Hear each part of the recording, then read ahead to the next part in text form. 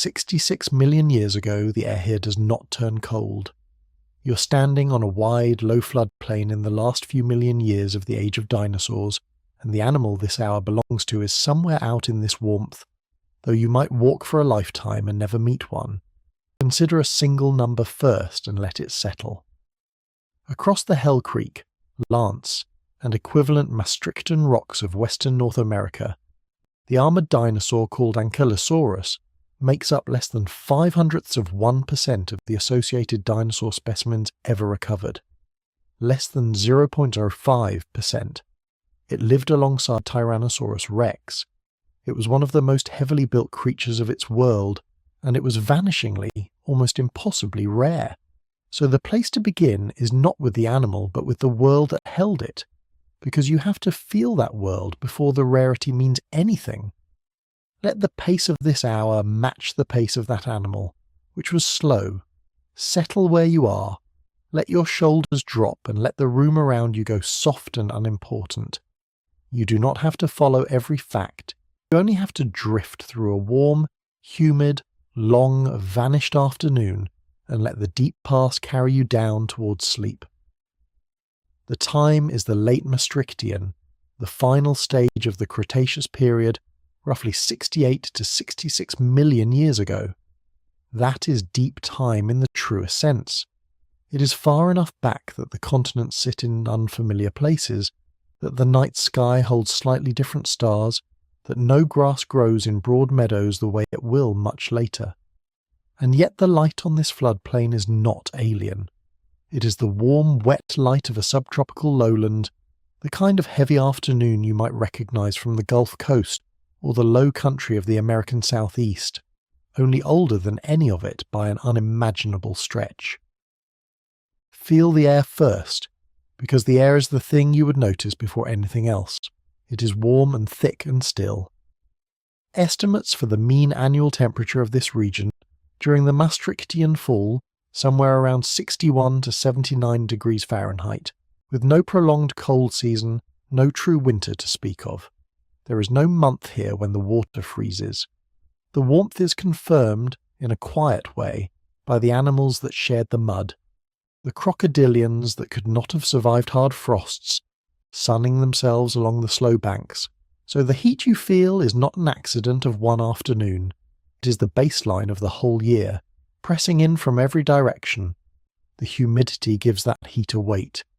Imagine the warm air here as thick as bath water, pressing gently against your skin, filling the spaces between the leaves, softening every distant sound before it reaches you. You breathe it in, and it is heavy and green and faintly sweet with rot and pollen and wet earth.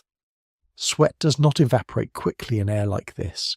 It simply sits on the skin, and the body slows, and everything that lives here moves at the unhurried tempo the climate demands. Now look at the land. This is a floodplain in the fullest sense, a broad flat country of slow water and low ground.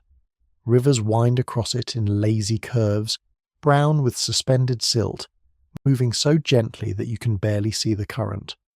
Where those rivers have swung too far in their meandering and cut themselves off, they leave oxbow lakes, curved ribbons of still water lying like discarded loops of rope across the plain. These quiet lakes gather leaves and drowned wood, and the fine mud that rain and flood bring down from higher ground. Season after season, flood after flood, that mud settles and buries whatever lies in it. This is the machinery of fossilization, working invisibly beneath your feet, entombing bone in silt so patiently that no single day looks like history being made. To the east, beyond the horizon you cannot see, lies a shallow sea. Through much of the Cretaceous, a great arm of ocean called the Western Interior Seaway split North America down the middle, and these lowlands front the retreating edge of that water. The land here is coastal in feeling, low and wet and threaded with deltas and swamps, the ground rarely rising far above the level of the rivers. When you stand on it, you stand only a little above the water table. Dig down a few feet and the hole would fill. Then there are the plants, and the plants are the quiet revolution of this age. Look around and you would see a forest. but not the forest of the earlier dinosaur ages you may half remember. The great story of the Cretaceous is the rise of the flowering plants, the angiosperms, and here on the Hell Creek floodplain that rise is nearly complete. Flowering plants already account for more than 90% of the plant species and specimens preserved in these rocks. The ferns, the cycads, the ginkgos and the conifers, the old guard that ruled the greenery for tens of millions of years, together make up less than a tenth of the flora. You're standing at the threshold of the botanical world we still live in, so the canopy above you is broad-leaved and modern in its bones. There are early relatives of the magnolias, their leaves broad and glossy and thick. There are laurels and sassafras kin, aromatic when a leaf is crushed. There are palms, or the close relatives of palms, their fronds throwing long feathered shadows across the ground. The trees are draped and crowded, and the light that reaches the forest floor comes down in shifting green coins, warm and dappled and dim. Beneath that canopy lies the understory, and the understory is where the low, wide animals of this world make their living. Here the older plants persist in the shade. Ferns spread in soft banks, their fronds uncurling in tender new growth wherever a gap of sunlight falls. Low shrubs and seedlings crowd the spaces between trunks. In places the ground has burned in some recent fire, and the char has given way to fresh fern growth, green and soft and rich, exactly the kind of low forage that an armoured plant-eater would crop close to the soil. That pattern of foraging in burned understory is not invented for this scene. It is the kind of feeding documented directly elsewhere and earlier from the preserved stomach contents of an armoured dinosaur, and it fits this landscape well. Now listen. Close your eyes into the scene and let the soundscape assemble itself. There is insect noise, a steady layered hum from the wet vegetation, rising and falling. There are amphibians calling from the shallow margins of the oxbow lakes, and the low grunt and hiss of crocodilians along the banks. Somewhere in the middle distance large bodies move through the brush, the slow crashing and rustling of many tons of herbivore feeding without hurry. The whole sound of the place is unhurried, and layered and warm, a lullaby of a living lowland with no engines in it, no voices, nothing sharp. Into this world place the animal, Ankylosaurus magniventris. Say the second word slowly, because it is a joke of a name in the best way. It means, roughly, the giant belly, and you will understand why when you see the width of the thing.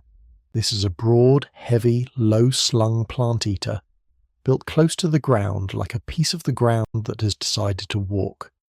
Start with the size and hold the numbers loosely, because they matter more as a feeling than as a measurement. Estimates for the body length of Ankylosaurus run from about 20 to 26 feet, nose to the end of that famous tail. The largest known individual has been revised to something near 26 feet long. That is the length of a large delivery truck, laid low and wide instead of tall. The weight is harder, and honesty requires that you hold it gently. No complete skeleton of this animal has ever been found. Every figure for its mass is extrapolated from partial remains and from comparison with better-known relatives. The peer-reviewed estimates for known specimens land somewhere between about 4.8 and 8 tons, which is to say somewhere between roughly 10,600 and 17,600 pounds. Some independent modelling suggests figures lower than that, so do not fix on a single number. Simply understand that this is an animal weighing several tons, as heavy as a modern rhinoceros and more, and much lower to the earth. That lowness is the thing to feel next. Ankylosaurus does not rise up over you, it spreads. Its stance is wide, its legs set out to the sides of a barrel of a body, its whole architecture pressed down toward the soil. If one stood beside you now, its broad armoured back would come up only to about the height of your waist. You could rest your hand flat on the top of it. Everything above that height, the trees, the sky, the tall herbivores browsing the canopy, belongs to other animals. Ankylosaurus lives in the low world, in the band of air from the ground up to your hip, where the ferns are and the fallen fruit and the soft new growth, and its back is not skin. Its back is a pavement. The entire upper surface of this animal is armoured with bone grown into the skin itself, plates and studs and ridges of it, a mosaic of bony armour set in rows across the shoulders and hips and along the flanks. Running your imagined hand across it, you would feel not the give of hide, but the hard, irregular cobble of a wall, warm from the sun, textured like weathered stone. This is where the fortress in the title lives. The animal wears its shelter on the outside, fused to its own frame, and it carries that shelter everywhere at the cost of never being fast. Because it is not fast.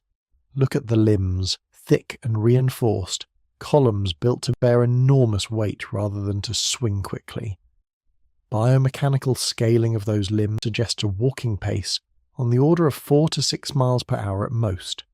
That is a human stroll, an unhurried amble, the speed of someone walking a dog on a warm evening with nowhere to be. Ankylosaurus does not run. It was never built to run. It moves through the low brush at the pace of the afternoon itself, one heavy foot and then the next, its wide body swaying gently, its belly nearly brushing the ferns. Behind it drags the feature that will make it famous, though its full meaning waits for later in this hour. At the end of the tail sits a mass of fused bone, a rigid club carried at the end of a stiffened handle of interlocked vertebrae. For now, simply see it. The tail does not whip and flow like a lizard's. Its last stretch is locked straight and hard, and the club at the end drags a faint groove in the mud as the animal walks, a heavy pendulum held ready, resting. Look at the head, low and blunt and turned toward the ground. In the largest known skull, the proportions are strange and worth holding in your mind. That skull measures roughly 25 inches long and about 29 inches wide, wider than it is long. The face is flattened and triangular, broad at the back, tapering to a wide cropping muzzle at the front. It is a face built to point down, to work the low forage, to strip and gather the soft plants of the understory rather than to reach or to strike. Everything about the animal points downward and inward, toward the safe low band of the world it can armour and hold. Now set that single armoured walker back into the crowd, because the point of this whole scene is that it walks nearly alone. This floodplain is not empty. It is one of the richest dinosaur communities ever preserved, and if you stood here for a season you would meet its members again and again. You would meet Triceratops most of all, the great three-horned ceratopsian, its bony frill flaring behind its skull, one of the most common large animals of this world, moving in the open ground and along the forest edges. You would meet Edmontosaurus, the broad flat-billed duck-billed hadrosaur, gathering in numbers, its low honking and rumbling among the loudest voices on the plain, cropping vegetation with batteries of grinding teeth that Ankylosaurus utterly lacks. You would meet Torosaurus, another great horned and frilled giant, and Pachycephalosaurus, the thick domed skull walking on 2 legs through the underbrush. You would meet Thescelosaurus, a smaller swift ground-dwelling plant-eater, quicker and lighter than anything armoured. You would meet Edmontonia, a different armoured dinosaur, a nodosaur, flatter and spikier and clubless, cousin to Ankylosaurus but not the same, and over all of them, you would meet the shadow of Tyrannosaurus rex, the dominant predator of this land, sharing the very same latest Maastrichtian afternoons. Its census numbers in these rocks are surprisingly high for a top predator. It was genuinely present, genuinely common as great carnivores go, a real and constant fact of this world rather than a rare visitor. Now weigh the armoured walker against all of that company. The great herbivores, Triceratops and Edmontosaurus above all, would have been the animals you saw daily, in herds and scatters and lone giants, the ordinary furniture of the floodplain. You could not spend a week here without meeting them, but Ankylosaurus, that heavy, plated, low-slung tank, you might not see for a year. It is the rarity in a landscape full of abundance. For every one of these armoured animals that ever lay down in the mud and was buried and kept, there are thousands upon thousands of its neighbours in the rock. That is what less than 0.5% means when you turn it back into a living scene. It means a full and crowded world in which this particular creature is the one you almost never find. Why it was so rare is a genuine and unsolved question, and it deserves to be held honestly rather than answered cleanly. Perhaps its populations were simply small, thinly spread across the land in low numbers. Perhaps it preferred higher, drier ground, upland country back from the rivers, where dead animals are far less likely to be buried in settling mud and far more likely to weather away to nothing before the rock can keep them. Lowland dwellers near the slow water get preserved. Upland wanderers often do not. It may be genuine scarcity, it may be a bias in where the animal lived and died, and it may well be both together. The rock does not say plainly, and no one should pretend that it does. So hold both truths at once, and let them turn slowly.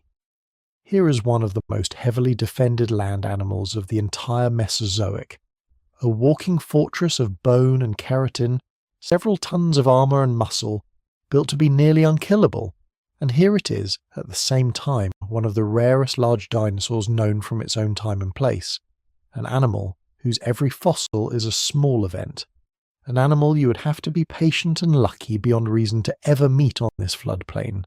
Strength and scarcity wrapped in the same low-plated body. Let yourself walk with it for a moment, in imagination, at its own unhurried pace. You are moving at 4 or 5 miles per hour through the warm green understory, the flowering canopy filtering the light overhead, the fern banks parting against a body as wide and low as a boulder. The armoured back rides at your waist. The club drags its faint line in the mud behind. The air is thick as bathwater, warm and wet and sweet, and there is no cold coming, not tonight, not this season, not for a long time yet. The insects hum. Somewhere a crocodilian slides off a bank into an oxbow lake with a soft, heavy sound. A herd of Edmontosaurus rumbles unseen beyond a screen of palms, and the animal beside you keeps its head down, cropping the low, soft plants, in no hurry at all, an armoured island moving through a crowded, warm world in which it is almost the only one of its kind. Its very body is a kind of quiet against the noise of the plain, a slow, deliberate thing that has traded speed and abundance for the certainty of its own walls. You will come, over the coming hours, to know this animal far better than the people who first pulled its broken bones from the Badlands ever could.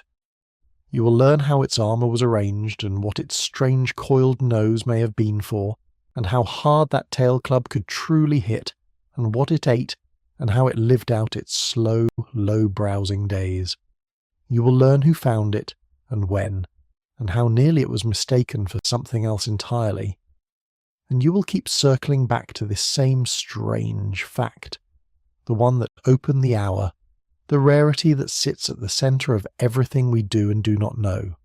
For this is the paradox you carry into everything that follows.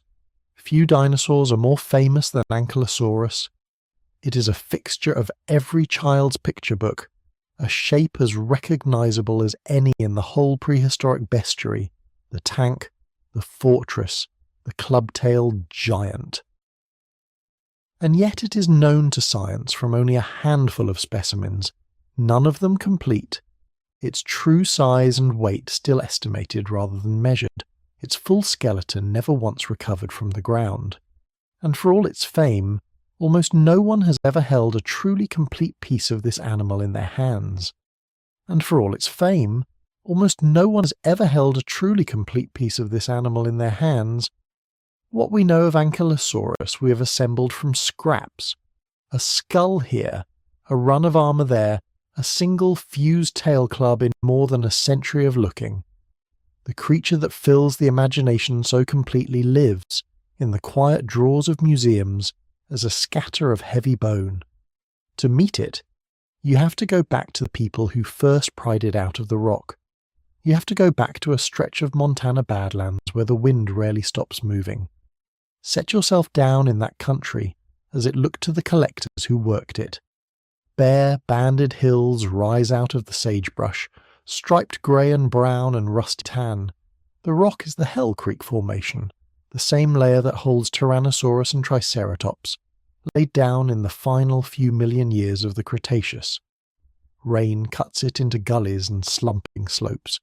Every storm strips away a thin skin of sediment, and now and then it exposes something that has waited 66 million years for the light. You walk these slopes slowly, eyes on the ground, reading the float of weathered fragments, washing downhill for the one that leads back up to bone still in place. The man whose name sits at the centre of this is Barnum Brown, a collector for the American Museum of Natural History in New York. Brown had a gift for finding large dinosaurs that bordered on the uncanny. He is the same man who, a few years earlier, had pulled the first recognised Tyrannosaurus rex from these northern Badlands. But the discovery that concerns you here was not, at first, made by Brown at all. It was made by one of the people who worked alongside him, a skilled fossil collector named Peter Chicxulub. In 1906, Chicxulub was prospecting high in the Hell Creek Formation near Gilbert Creek, in Garfield County, Montana, part of Brown's American Museum crew. There, worked out of the upper beds, he found the remains that would become the type specimen of an entirely new animal. In the language of museums, it carries a plain label, AMNH 5895. On the ground, it was far less tidy than that number suggests. What Chicxulub uncovered was battered and incomplete. A partial skull, a lower jaw, a run of vertebrae and ribs, part of a shoulder, and a set of the strange bony plates that had sheathed the living animal's back. Hold that in mind, because it matters for everything that follows. The founding specimen of Ankylosaurus, the bones against which every later discovery would be compared, was already a wreck when it came out of the hill. No graceful, articulated skeleton lying on its side. A broken skull and a scatter of armour, gathered up and crated and shipped east across the continent to New York. From that damaged handful, a whole animal would have to be imagined into being. The task of naming it fell to Barnum Brown, and in 1908 he did exactly that. He published a formal description in the Bulletin of the American Museum of Natural History, and gave the creature a name built to be read at once, Ankylosaurus magniventris. The first part, Ankylosaurus, means something close to fused lizard or stiffened lizard, a nod to the way its bones seemed locked and reinforced together. The second part, magniventris, is the plainer and more human piece of it. It means great belly or giant belly. Brown had looked at the breadth of those ribs, the sheer width the living body must have carried, and named the animal for its enormous gut. Say the whole thing slowly and you have it. The stiffened lizard with the giant belly. It is not a flattering name, exactly. It is an honest one. This was a low, wide, heavy-bodied plant-eater, built around a vast fermenting stomach and wrapped in bone, and Brown named it for the two things his broken specimen made most obvious. The armour that stiffened it, the belly that ballooned it. Brown did more than name a species that year. He recognised that this animal did not fit neatly beside anything already known, and so he erected a brand new family to hold it. He called that family Ankylosauridae. It is a name you may have met without knowing where it came from. Every club-tailed, armour-plated dinosaur later gathered under that heading traces its formal grouping back to Brown's work on this one battered Montana specimen. The whole tribe of living fortresses took its family name from the giant belly lizard. There is a small twist buried in the timing, and it is worth pausing on, because it shows how easily even a famous animal can hide in plain sight. Brown had actually handled Ankylosaurus armour before Chicxulub ever found the type skull. Back in 1900, 6 years earlier, Brown himself had collected a set of those bony plates from the Lance Formation of Wyoming. At the time, he did not know what they were. When he published on them in 1905, he described those osteoderms as belonging to Tyrannosaurus rex, as if the great predator had worn armour of its own. Only later was the mistake untangled, and the plates recognised as pieces of a separate armoured animal. The first bones of Ankylosaurus ever gathered spent their earliest years filed under the name of the very predator it had evolved to survive. That is the kind of confusion that clears only slowly, one specimen at a time, and Ankylosaurus, more than almost any dinosaur of its fame, has been forced to reveal itself in small, scattered installments. So it helps to walk through the few specimens that carry real weight, because together they are very nearly the entire physical record of this creature. There are not many. You could hold the important ones in your memory without strain. The first is the one you already have, the 1906 holotype, AMNH 5895, from Gilbert Creek in Montana. The battered skull and armor Brown named the species on. That is the anchor. Everything else is measured against it. The second arrived only a few years later in 1910, and it came from across the northern border, in Alberta, Canada. Brown was working the banks of the Red Deer River, floating a barge down the water and prospecting the exposures along its cliffs, when his crew recovered another Ankylosaurus. This one carries the label AMNH 5214, and it comes from the Chicxulub Formation, a rock unit of the same latest Cretaceous age as Hell Creek.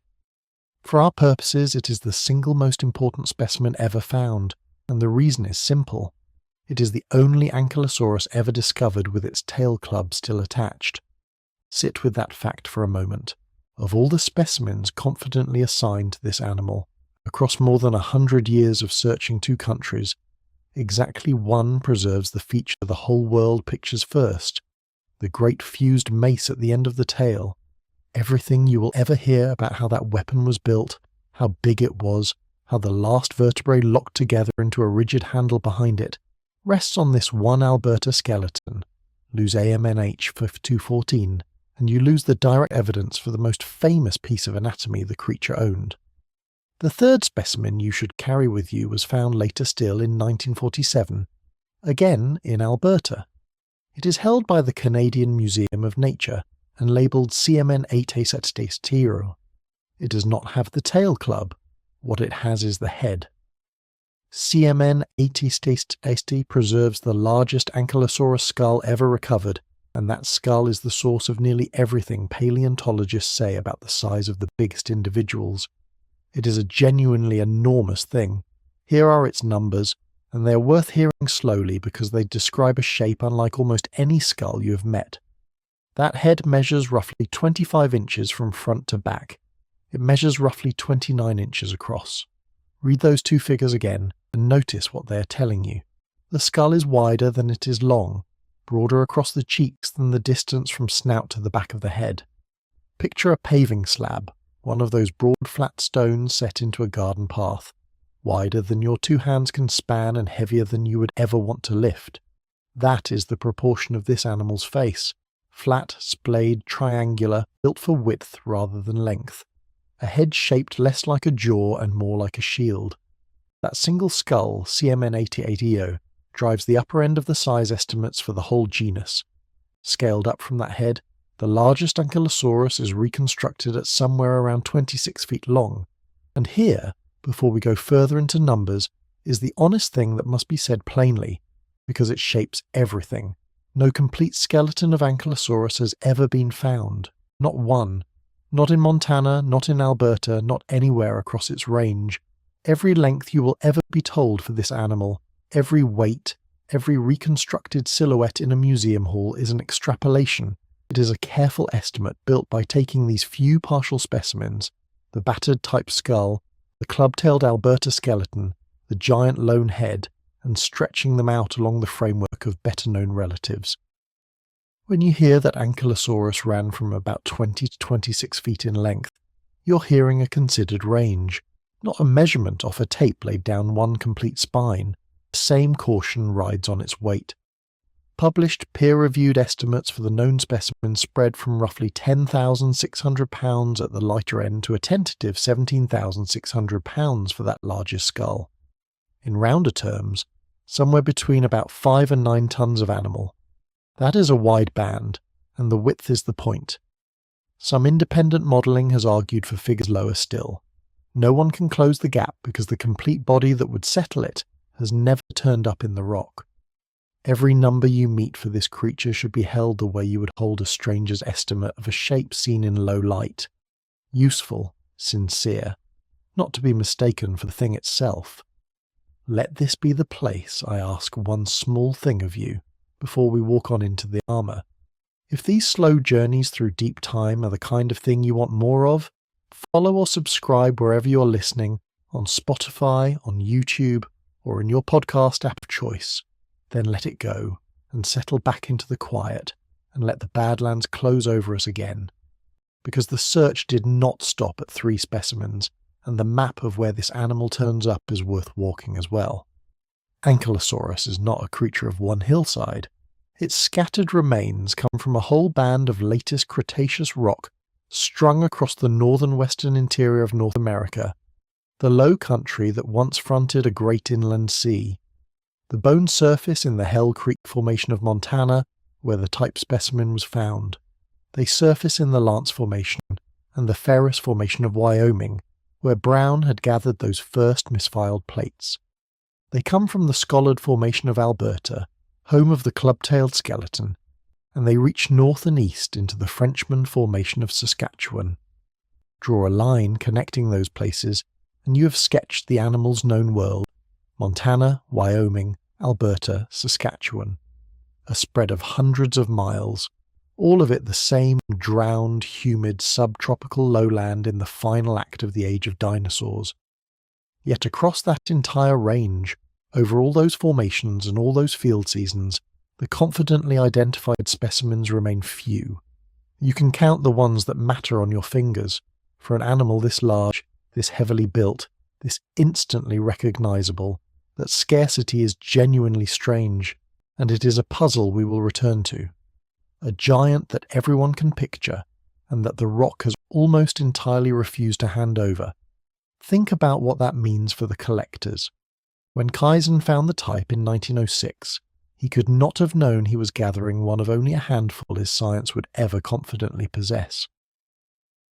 When Brown's crew lifted the tail club skeleton out of the Red Deer Valley in 1910, no one understood that the club it carried would stay unique for more than a century.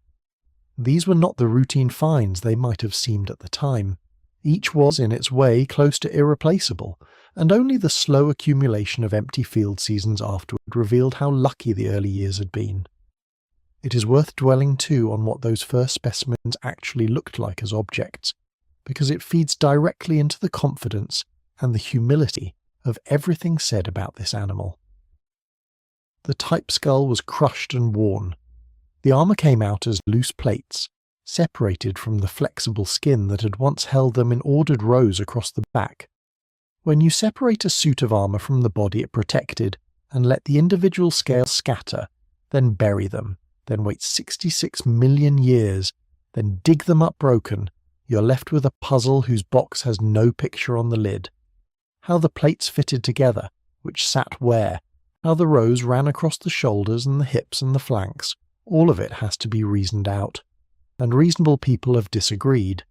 That disagreement is not a weakness in the science, it is the honest texture of it. Researchers working from these same fragmentary specimens have proposed different arrangements for the armour, different counts and placements for the bony rings that guarded the neck. They are not arguing because someone blundered. They are arguing because the evidence is genuinely incomplete, and because reconstructing a living fortress from a scatter of loose plates leaves real room for more than one answer. When you next see an Ankylosaurus rendered in confident detail, remember the drawers of separated bone that lie behind the image, and the careful, contested work of fitting them back together. Even so, from that handful of broken specimens, a remarkably clear creature has emerged. Set the pieces side by side, the wide flat skull of CMN 80 the club and stiffened tail of AMNH 524s, the ribs and plates and jaw of the type, and a single consistent animal takes shape across them.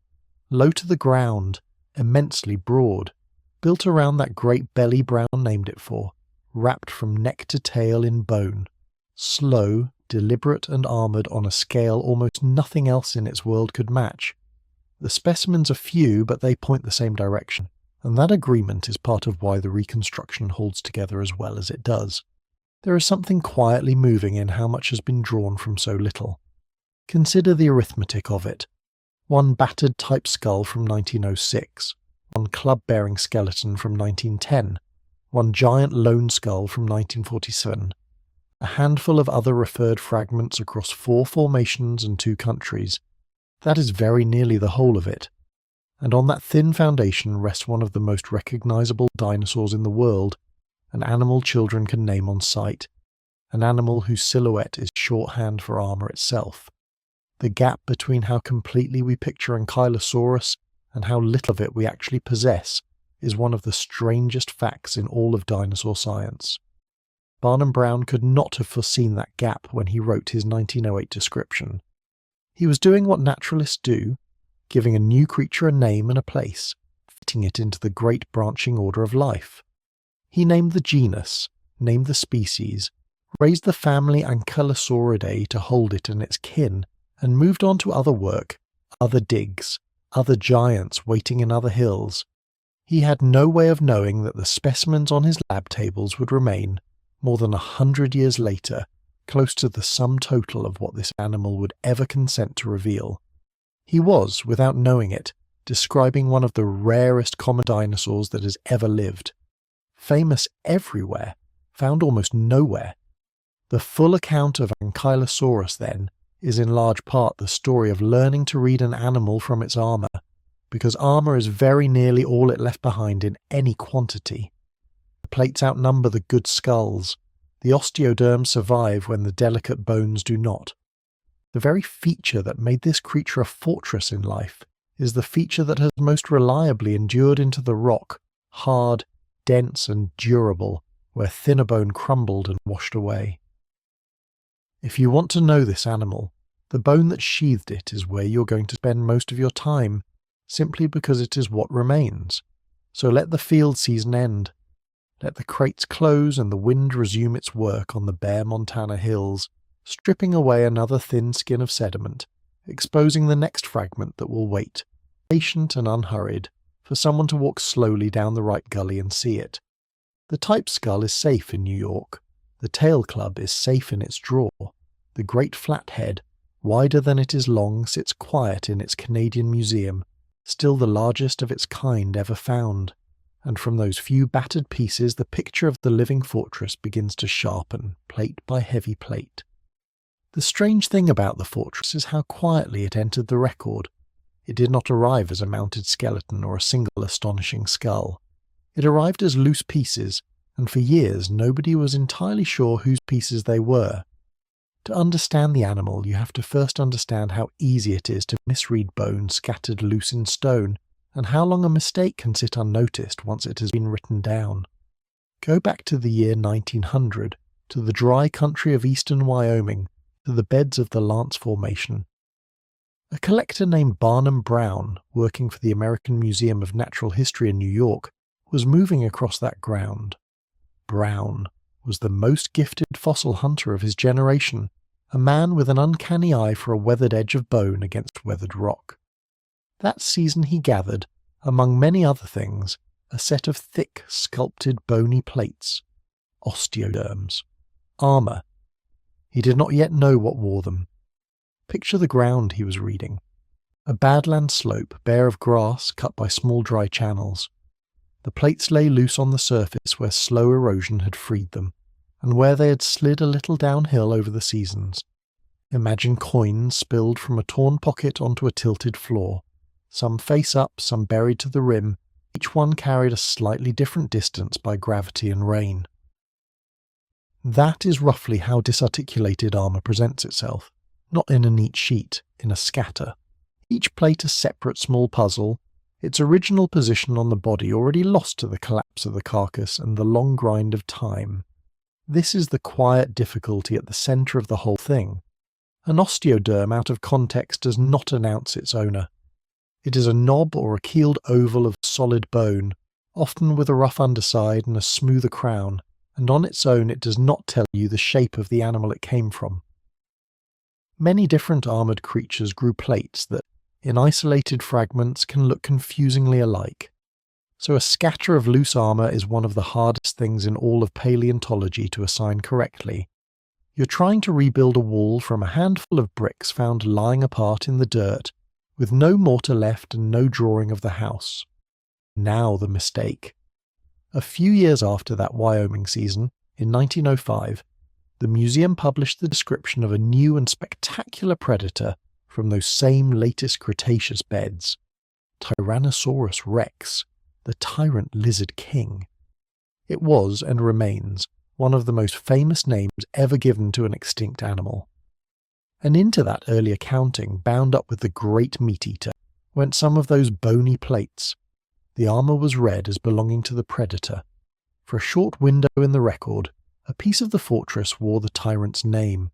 Sit with how understandable that was. The plates came from the same region and the same slice of deep time, roughly 66 to 68 million years ago. Both animals had walked the same warm, humid floodplains. When bones from a single quarry or a single formation come out mixed and incomplete, it is natural to gather them under the most obvious large animal present. And the most obvious large animal in those beds was the tyrant. So the armour was quietly filed in the wrong drawer, attached to the wrong beast, and there it waited. The correction did not come as a single dramatic moment. It came the way most real corrections come, slowly, as more and better material turned up and forced a second look. And the material that forced it arrived in 1906, one state to the north, in Montana. That year Brown's crew was working high in the Hell Creek Formation in Garfield County, near a drainage called Gilbert Creek. There, a collector named Peter Kaizen, one of Brown's most skilled field men, uncovered something the Wyoming scatter had lacked. Not just loose plates this time, but a battered skull, together with armour, ribs, vertebrae, and part of a shoulder, enough of one animal in one place to begin to see the outline of the whole. This became the type specimen, catalogued as AMCNH, 5 feet 895, the reference against which every later find would be measured. With that skull in hand, the picture reorganised itself. Here was a broad, low, heavily built plant-eater, its head flattened and wider than it was long, its body sheathed in bone. This was plainly not a piece of any predator. It was a separate kind of creature entirely, an armoured giant that had shared the tyrant's world without sharing its habits. And so the loose plates that had been misread in Wyoming found their true owner at last. They belonged not to the hunter, but to the walking fortress that the hunter could not easily crack. In 1908, Brown gave that fortress its name, Ankylosaurus magniventris. The first part speaks to the fused, stiffened, welded quality of the animal's bones, so much of it locked together into rigid armour. The second part is blunter and almost affectionate. It means roughly giant belly, a stiffened lizard with an enormous gut. It is a name that tells you two true things at once, that this animal was built to be hard on the outside, and that it carried on the inside a vast fermenting chamber for the low, tough plants it lived on. Let this next part settle over you, because it is the quiet heart of the discovery. Even now, more than a century after that Montana skull came out of the ground, no one has ever found a complete Ankylosaurus skeleton. Not one. Everything you will ever hear about this animal, every length, every weight, every reconstruction of how the armour sat on the living back, is built from a small handful of partial specimens, pieced together and compared against better-known relatives. The fortress is famous, and the fortress is a mosaic, assembled from fragments. Count the pieces, and you feel how thin the record is. There is the 1906 type skull, and its associated bones from Montana. There is a second important specimen, catalogued AMNH 5200, collected in 1910 from the Schollard Formation of Alberta, and it is precious for one reason above all. It is the only Ankylosaurus ever found with its tail club preserved. Every image you have seen of that famous bony mallet at the end of the tail traces back ultimately to that single find.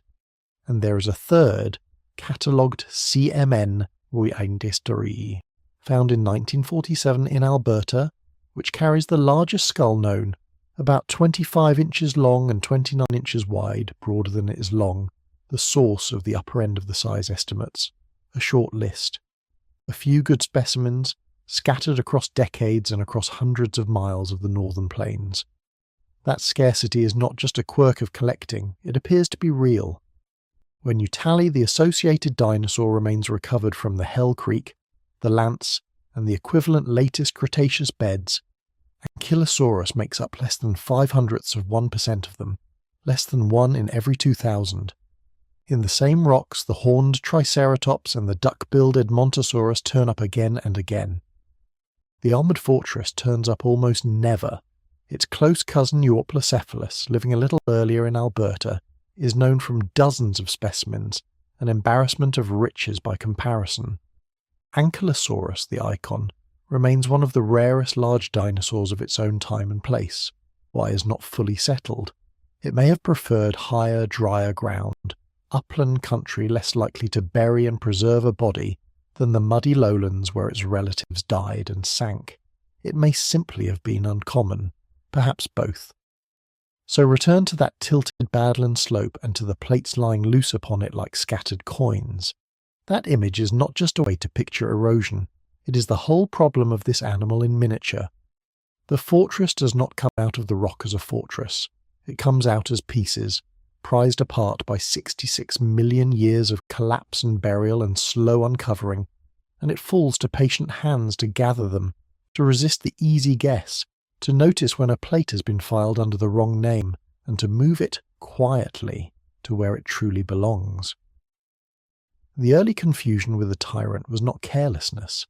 It was the honest difficulty of reading armour out of context made visible, and that is the deeper lesson folded into these first finds. Much of what we know about the deep past is assembled exactly this way, from scattered ambiguous fragments that only slowly resolve into a creature. A misassignment written down in one decade can wait years to be undone by a better specimen in the next. The wall gets rebuilt one recovered brick at a time, and sometimes a brick sits in the wrong stack for a while before someone sets it right. There is a patience in it that suits the hour.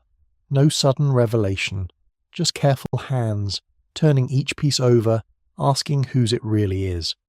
So when you hold in your mind that battered Montana skull and the loose plates that came with it, remember that they had already travelled a strange road to reach their own name. Found scattered, misread as a predator's, slowly recognised, gathered, and finally understood as the outer shell of something else entirely. A low and heavy plant-eater built like nothing else in its world. The pieces were always armour. It only took time, and a second skull, and a willingness to admit the first guess was wrong for anyone to see it. What that battered skull and its scattered plates revealed was armour, and armour is where the living fortress truly begins. What that battered skull and its scattered plates revealed was armour, and armour is where the living fortress truly begins. What that battered skull and its scattered plates revealed was armour, and armour is where the living fortress truly begins. Picture the back of this animal not as a single shell, but as a mosaic. Bone laid into skin. Hundreds of separate plates called osteoderms, grown directly within the hide itself, the way a crocodile's scutes or an armadillo's bands are built. Not attached to the skeleton beneath, not fused to the spine. Grown in the living leather of the animal, then carried through life like a paved surface that walked. Rest here a moment and let the scale of those plates settle over you. The smallest were tiny, no longer than the tip of your finger, roughly 0.4 of an inch across. The largest measured about 14 inches long, wider than a dinner plate, heavy as a paving stone. Between those two extremes lay every size in between, a graded field of bone that ranged across the animal's whole body. Small pebbles of armour filling the gaps, broad slabs guarding the shoulders and hips, all of it embedded in a single continuous sheet of thick skin. Here is the engagement beat, quiet and small. If you have ever run your hand across cobblestones, you already know the texture of this animal's back. Hold that image. It will carry you a long way into tonight. Now think of how those plates were arranged, because the arrangement is the whole architecture. The osteoderms were not scattered at random. They were set in transverse rows, bands that ran side to side across the back, from one flank over the spine and down to the other, row behind row, marching from the neck toward the tail, and between each row lay a crease of softer, flexible skin, a hinge line, a seam of bare hide with no bone in it. That detail matters more than it first seems. A solid, unbroken plate of bone across the whole back would have been a shell, rigid and immovable, and the animal inside it could barely have breathed or turned. Instead, the bands of armour were separated by those flexible creases, so the whole surface could bend.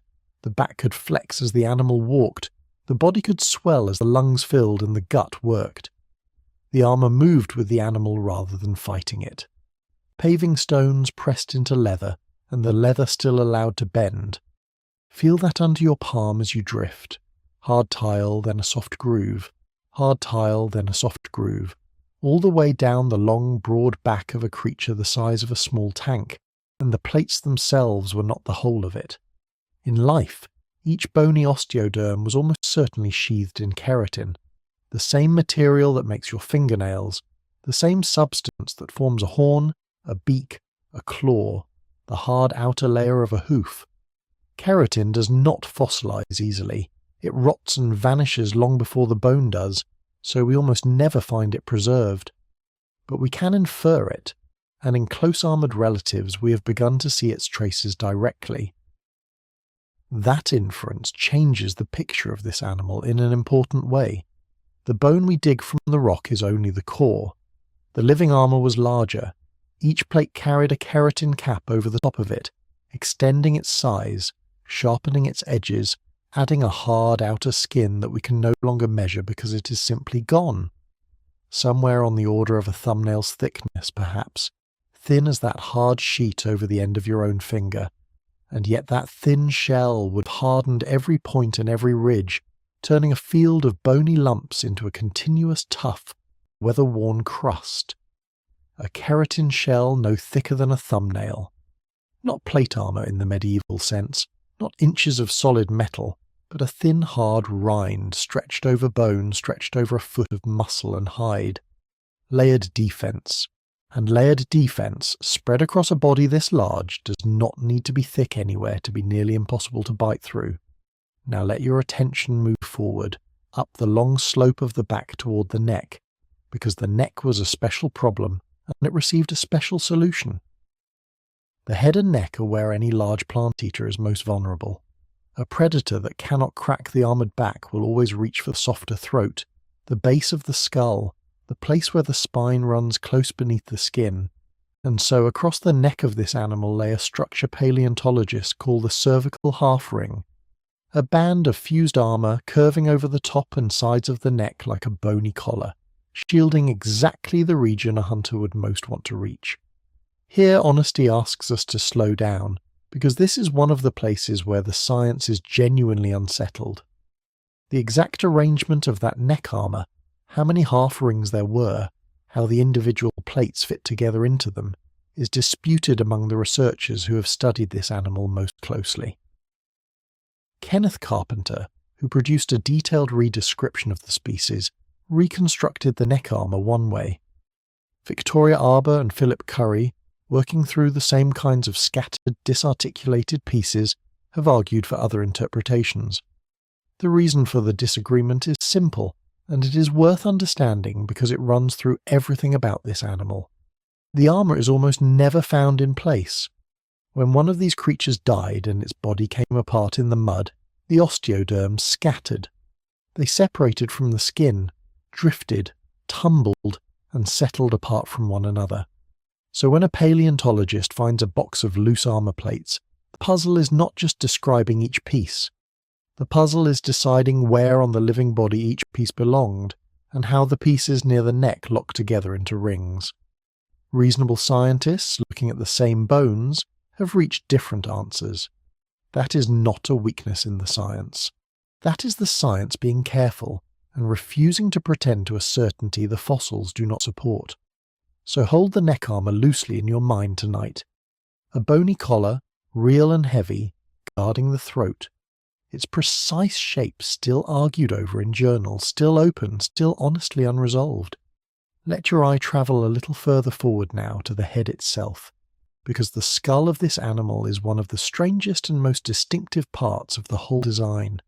It was broad, flat, low, and here is the detail that surprises almost everyone who hears it. The skull was wider than it was long. Most animals you can picture have a head that is longer than it is. Broad, a muzzle that projects forward. This one was built the other way. Seen from above, the head made a low, flattened triangle, tapering to a blunt snout, widening toward the back where two small horns pointed rearward from the rear corners. The numbers come from the largest known skull, a specimen catalogued as CMN 888AT, recovered in Alberta. That skull measures about 25 inches long front to back and about 29 inches wide across the back. Sit with those figures a moment. Roughly 2 feet in every direction, and wider than it was deep. A skull broad enough that if you set it on the ground, it would nearly fill the span of your outstretched arms, and yet flattened, pressed low, as though the whole head had been built close to the earth to work close to the earth. And that head was armoured too, which is unusual even among armoured dinosaurs. Bone had grown across the top of the skull itself, plates fused down onto the cranium so completely that the sutures, the seams between skull bones that most animals keep, were paved over and erased. Even the eyelid, in a sense, was reinforced, with a bony shutter that could help shield the eye. From above, from the only angle a tall predator would ever get, this animal offered nothing soft. Armoured back, armoured neck, armoured skull. A creature that had, in effect, turned its entire upper surface to bone and horn. Now we come to the strangest feature of all, and it is hidden where you would never think to look. Inside that broad, flat skull, threaded through the bone between the nostrils and the throat, ran a set of nasal passages unlike almost anything else in the animal kingdom. Not a simple straight tube from nose to lungs. Instead, a long, looping, convoluted airway that coiled and doubled back on itself inside the head, far longer than the skull that contained it. If you could straighten one of those passages out, it would stretch well beyond the length of the face it was folded into. A coiled pipe, packed into a bony box. For a long time, nobody knew what those coiled airways were for. They are so odd, so elaborate, that they cried out for an explanation, and several explanations were proposed. The question is still not fully closed, and honesty requires saying so plainly. But in recent years, one answer has come to look stronger than the rest, and the way it was tested is quietly beautiful. Researchers took detailed scans of the skulls of close-armoured relatives, animals in which the nasal passages are preserved in fine detail. Then they built the airways as digital models and ran simulated air through them, the same computational fluid dynamics engineers use to model flow through a pipe or over a wing. They watched in the model what the air did as it travelled that coiled path, and what they found was that the convoluted passages worked as heat exchangers, and remarkably efficient ones. Here is what that means, and why it matters for a creature this size. As the animal breathed in, cool outside air was drawn along the coiled passage, and the long looping path gave that air time and surface to warm against the walls before it reached the lungs. In the models, incoming air could be warmed by as much as 36 degrees Fahrenheit on its way in. Then, on the way back out, the process ran in reverse. Warm, moist air leaving the lungs gave its heat and its water back to those same passage walls, so that between 65 and 84% of the heat and moisture was recovered, rather than lost to the outside world with every breath. Think of what that saves. A very large animal, warm-bodied, breathing constantly across a long life, loses heat and precious water with every exhaled breath. Those coiled passages worked like a thrifty countercurrent system, catching most of that warmth and moisture on the way out and handing it back on the way in. A radiator run backward, tucked inside the snout, quietly conserving the body's heat and water breath after breath through the warm, subtropical days and mild nights of its world. That is the strongest current explanation, and it rests on real modelling of real anatomy. But it is not the only idea, and the others have not been ruled out. The same coiled passages could have served as resonating chambers, shaping and deepening the sound of the animal's calls, the way a long horn or a wound pipe gives the voice its body and its carry. We have no direct evidence that this creature vocalized in any particular way, so any sound we imagine for it is reasoned speculation, not fact. But the architecture is there, and a long looping airway is exactly the kind of structure that could colour a voice. Some researchers have also suggested the passages enhance the sense of smell, giving more surface for scent, more of the animal's inner nose devoted to reading the air. Thermoregulation, resonance, smell. The evidence leans toward the first.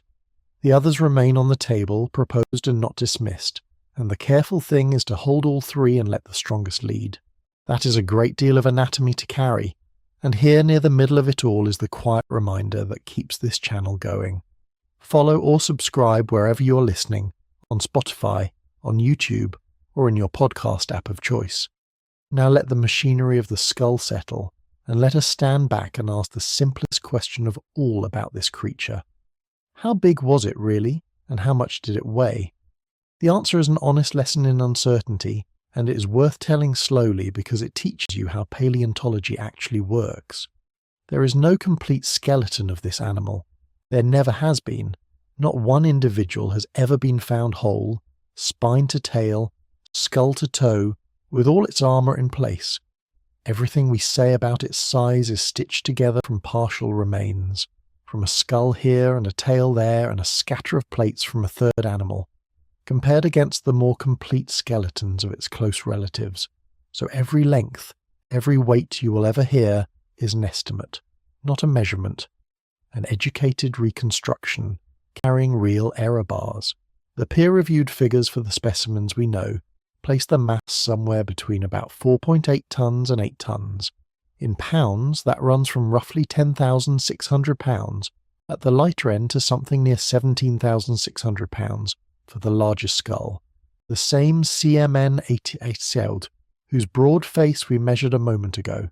Somewhere, then, between the weight of a large modern elephant and the weight of two of them. A living wall of bone and muscle and armoured hide moving low and slow across the floodplain. But even those numbers are argued over. Some independent analyses, working from volume and mass models rather than the same assumptions, have suggested lighter figures, closer to 2 to 5 tons, which would put the animal nearer 4,000 to 11,000 pounds. The gap between the high and low estimates is enormous, larger than many whole animals. And that gap is not a failure. It is the truthful shape of what we can know from an animal we have never found complete. When you hear a single confident number attached to this creature, treat it gently as one estimate among several, because that is all any of them can honestly be. So let the fortress stand before you now, assembled from everything we have walked through, and let its uncertainties stand with it, because both are true at once. A body perhaps 20 to 26 feet long, and in the largest individual maybe closer to 26 feet, low and broad and impossibly heavy. A back paved in hundreds of bony plates, from fingertip pebbles to 14-inch slabs, set in transverse rows and hinged by soft creases of skin so the whole surface could bend and breathe, each plate crowned in life by a keratin sheath we can no longer touch. A hard rind no thicker than a thumbnail that sharpened and extended every point. A bony half-ring guarding the neck, its exact form still honestly disputed. A broad, flat triangular skull, wider than long, armoured even across the top and around the eye. And threaded inside that skull, a coiled secret of looping airways that most likely warmed and saved the very breath of the animal. Hold that whole shape in your mind as you sink deeper towards sleep. It is not a monster. It is an engineering solution, worked out slowly across millions of years, to the oldest problem a plant eater faces, which is how to spend a long life eating quietly in a world that would rather eat you. The answer this animal reached was not speed, and not size alone, and not teeth. The answer was armour, layered and total, from the paving stones on its back to the bony shutter over its eye. A creature that made itself quite literally too hard to swallow, and yet, for all the plates and rings and reinforced bone we have counted tonight, the armour was still a defence, a passive thing. A wall waits to be struck, it does not strike back. This animal had one more feature, and that feature was not a wall at all. It was a weapon, and it hung at the far end of the body, as far from the head as the design could put it. Everything so far has been about not being hurt. What waited at the tail was about hurting in return. Let the fortress rest now, whole and heavy and low against the warm Cretaceous ground, its armoured back at about the height of a grown person's waist, its flat head cropping low through the ferns, its breath moving warm and slow through those coiled passages inside its snout. A shape built entirely for endurance, for outlasting, for simply being too much trouble to kill. To understand a ghost, you study its family. Ankylosaurus itself left almost nothing behind. A battered skull found high in the Badlands, a scatter of armour plates, one precious tail club, and long stretches of the body that no fossil has ever filled in. So the researchers who want to know this animal turn sideways, toward the cousins who died in greater numbers and came to rest in kinder ground. These relatives are not the same creature, but they lie close enough on the family tree to lend their bones as a lantern, held up to the dark corners where Ankylosaurus goes missing. Begin with Euplocephalus tutus, the animal that fills more of those corners than any other. It was a little smaller than its famous cousin, reaching up to about 20 feet in length, and carrying an estimated weight somewhere between 4,400 and 6,600 pounds. Picture that as a body the length of a modest delivery truck pressed low and wide to the earth, moving at the pace of a grazing cow. The first piece of it came to light in 1897, when the Canadian paleontologist Lawrence Lambay recovered a specimen in the Red Deer River Valley of Alberta, in the country that would later become Dinosaur Provincial Park. That single find opened a door. Over the decades that followed, dozens of Euplocephalus specimens emerged from the Dinosaur Park and Oldman formations, rock laid down roughly 76 to 75 million years ago, in the warm Middle Campanian world. Hold those two numbers side by side and feel the distance in them. Euplocephalus walked its floodplains around 10 million years before the first Ankylosaurus ever drew breath. They never met, and yet, because Euplocephalus is known from so many individuals, from skulls and armoured backs and stiffened tails, it has become the standard against which the rarer animal is measured. When a scientist reconstructs how the plates of Ankylosaurus sat across its shoulders, or how the neck was shielded, or how the tail vertebrae locked together into a rigid shaft, much of the confidence in that picture is borrowed from Euplocephalus. It is the well-lit room next door to a house with the curtains drawn. There is a specific gift Euplocephalus gave to the study of the tail.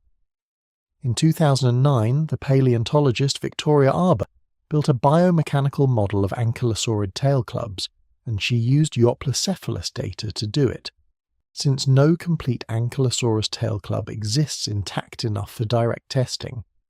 Her model found that the largest tail knobs could swing with force enough to fracture bone. Every time you hear that an armoured dinosaur could break a leg with its tail, you are hearing a number that passed first through the anatomy of this older, better-known cousin. The famous animal borrows even the measure of its own weapon. If Euplocephalus lends its numbers, another cousin lends something rarer still, a body caught almost whole. Its name is Zool crurivastata, and it was described in 2017 from a specimen catalogued as ROM 75860. That skeleton is the most complete ankylosaurid ever found in North America, and it holds a distinction that sounds small until you consider how these animals usually reach us. Zool is the first ankylosaurin known from both a complete skull and a complete tail club, the two ends of the body preserved together, the head and the hammer, belonging beyond doubt to one individual. For a group of dinosaurs whose remains are so often scattered and guessed at, that completeness is a quiet miracle. Zuul came out of the Coleridge member of the Judith River Formation in Montana, from rock about 76 million years old, the same broad window as Euplocephalus, and it carried more than bone. The specimen preserved impressions of skin and traces of what was probably keratin, the tough sheath that once wrapped the bony armour in life, the same material that forms your own fingernails and the horn of a modern ram. To look at Zuul is to see faintly the surface of the living animal, not just the girders beneath it. Now let the size of it settle onto your own body. Along the flanks of Zuul stood rows of tall, curving spikes, and the largest of them reached roughly the length of your forearm, from the crook of your elbow to the tips of your fingers. Imagine a wall of those spikes running down each side of a low, broad animal, a hedge of bone worn as clothing, and here the fossil tells a story that pure skeletons never could. In a 2022 study, researchers examined those flank spikes and found breaks that had healed while the animal was still alive. The pattern of the damage matched the blow of a tail club. Not a predator's tooth, a club. The wounds fit another Zuul. Sit with what that means as you drift. It is direct physical evidence that these armoured giants turned their weapons on each other, that two of them, ranked side by side, swung their fused tails into each other's ribs and spikes, and lived to carry the scars. The tail club, long imagined only as a shield against hunters, may have been shaped in part by contests between rivals of the same kind, flank against flank in the Campanian mud. Most researchers now hold both ideas together, defence and duel, as two purposes braided into one bone. Whatever the truth for Ankylosaurus, the clearest evidence for how such a weapon was used in life comes not from the famous animal at all, but from this exceptionally complete cousin lying in a Montana museum. If you are finding rest in this slow walk through the armoured dinosaurs and their kin, you can keep it close. Follow or subscribe wherever you're listening, on Spotify, on YouTube, or in your podcast app of choice. There is one more relative to meet, and it is the most extraordinary of the three, though it must be introduced with care. Its name is Borealopelta markmicheli, and it is not an ankylosaurid at all, but a nodosaurid, an armoured cousin that carried no tail club, ending its tail in a simple taper rather than a hammer. It is also far older, and far more distant in time. Borealopelta lived about 110 million years ago, in the early Cretaceous, roughly 40 million years before Ankylosaurus existed. These two never shared a horizon or a river or a sky. Borealopelta belongs here only as a relative that happens to preserve things no other armoured dinosaur can, sensory details that apply cautiously to the whole armoured tribe. It was found in 2011 at the Suncor Millennium Mine in Alberta, and what came out of that pit stops the breath even in a whisper. The carcass had not merely fossilised, it had been preserved almost as a mummy, with skin, with armour still seated in its living arrangement, and with chemical traces of the animal's original colouring. You can look at Borealopelta and see roughly how it was shaded in life. The pattern of a creature that walked before the flowering forests had fully taken over the world, and its stomach told the truth of a single day. When researchers analysed the preserved gut contents and published their findings in 2020, they found the animal's last meal laid out in fine detail. About 88% of it was chewed fern leaves, about 7% was stems and twigs, and about 6% was charcoal and burnt plant matter. Read that last number slowly. The charred fraction means this animal had been feeding in a forest that had recently burned, cropping the tender new growth that rises first through the ash of an understory fire. You're looking at the final afternoon of an armoured dinosaur, the soft ferns and the taste of old smoke, fixed in stone for 110 million years. No skeleton could ever hand you that. Only a body preserved whole, down to its final swallow. This is why the cousins matter so much. Set them in a row, and you have a kind of composite lantern for the animal at the centre. From Euplocephalus come the dozens of specimens and the working numbers, the length and the mass and the mechanics of the tail. From Zool come the complete skull joined to the complete club, the skin, the keratin, and the scarred proof of how these weapons met flesh. From Borealopelta, distant as it is, come the colour and the last meal and the sense of an armoured plant-eater as a living, feeding, foraging thing rather than a diagram. Each fills a different gap. Together they lend Ankylosaurus a body it can no longer supply for itself. Because that is the strange position of the most famous armoured dinosaur of all. Confidently referable specimens of Ankylosaurus magniventris can be counted on your fingers, while its close relative Euplocephalus is known from dozens. So much of what you have been shown, the way the plates were set in rows across a broad back, the flexible creases of skin between them, the low and heavy stance, the slow deliberate walk of an animal never built to run, is drawn by comparison, sketched in from cousins who left more of themselves in the rock. The famous name rests on a scaffold of borrowed bone, and so, when you bring your attention back to Ankylosaurus itself standing wide and low in the humid Maastrichtian dusk some 66 million years ago, remember how much of that outline is inference, patiently assembled from kin who lived and died in other valleys and other ages. The armour, the flattened skull broader than it was long, the fused and stiffened spine, all of it reconstructed by proxy, measured against the better preserved dead. Consider for a moment the space inside that broad flattened skull. From the outside, the face of Ankylosaurus reads as solid, a wedge of armoured bone wider than it is long, blunt and closed and heavy. But inside the snout, threaded through the bone, ran something far stranger than a simple pair of nostrils. The airway did not travel in a straight line from nose to throat. It looped. It coiled back on itself, folding through the front of the skull in a convoluted path that no living land animal quite matches today. Picture a garden hose crumpled and packed into a box far too small for its length. That is roughly the shape paleontologists find when they trace the nasal cavity of an ankylosaur. A short muzzle on the outside and a surprisingly long winding tube on the inside. The question that shape raises is simple to ask and hard to answer. What was all that coiling for? The bone survives. The soft lining, the blood vessels, the moving air, all of that vanished tens of millions of years ago. So how do you study breathing in an animal that stopped breathing 66 million years ago? The answer, worked out in detail in a 2018 study led by Jason Bork with William Porter and Lawrence Whitmer, borrows a tool from engineering. It is called computational fluid dynamics, and it is the same broad family of methods used to model air over a wing or water through a pipe.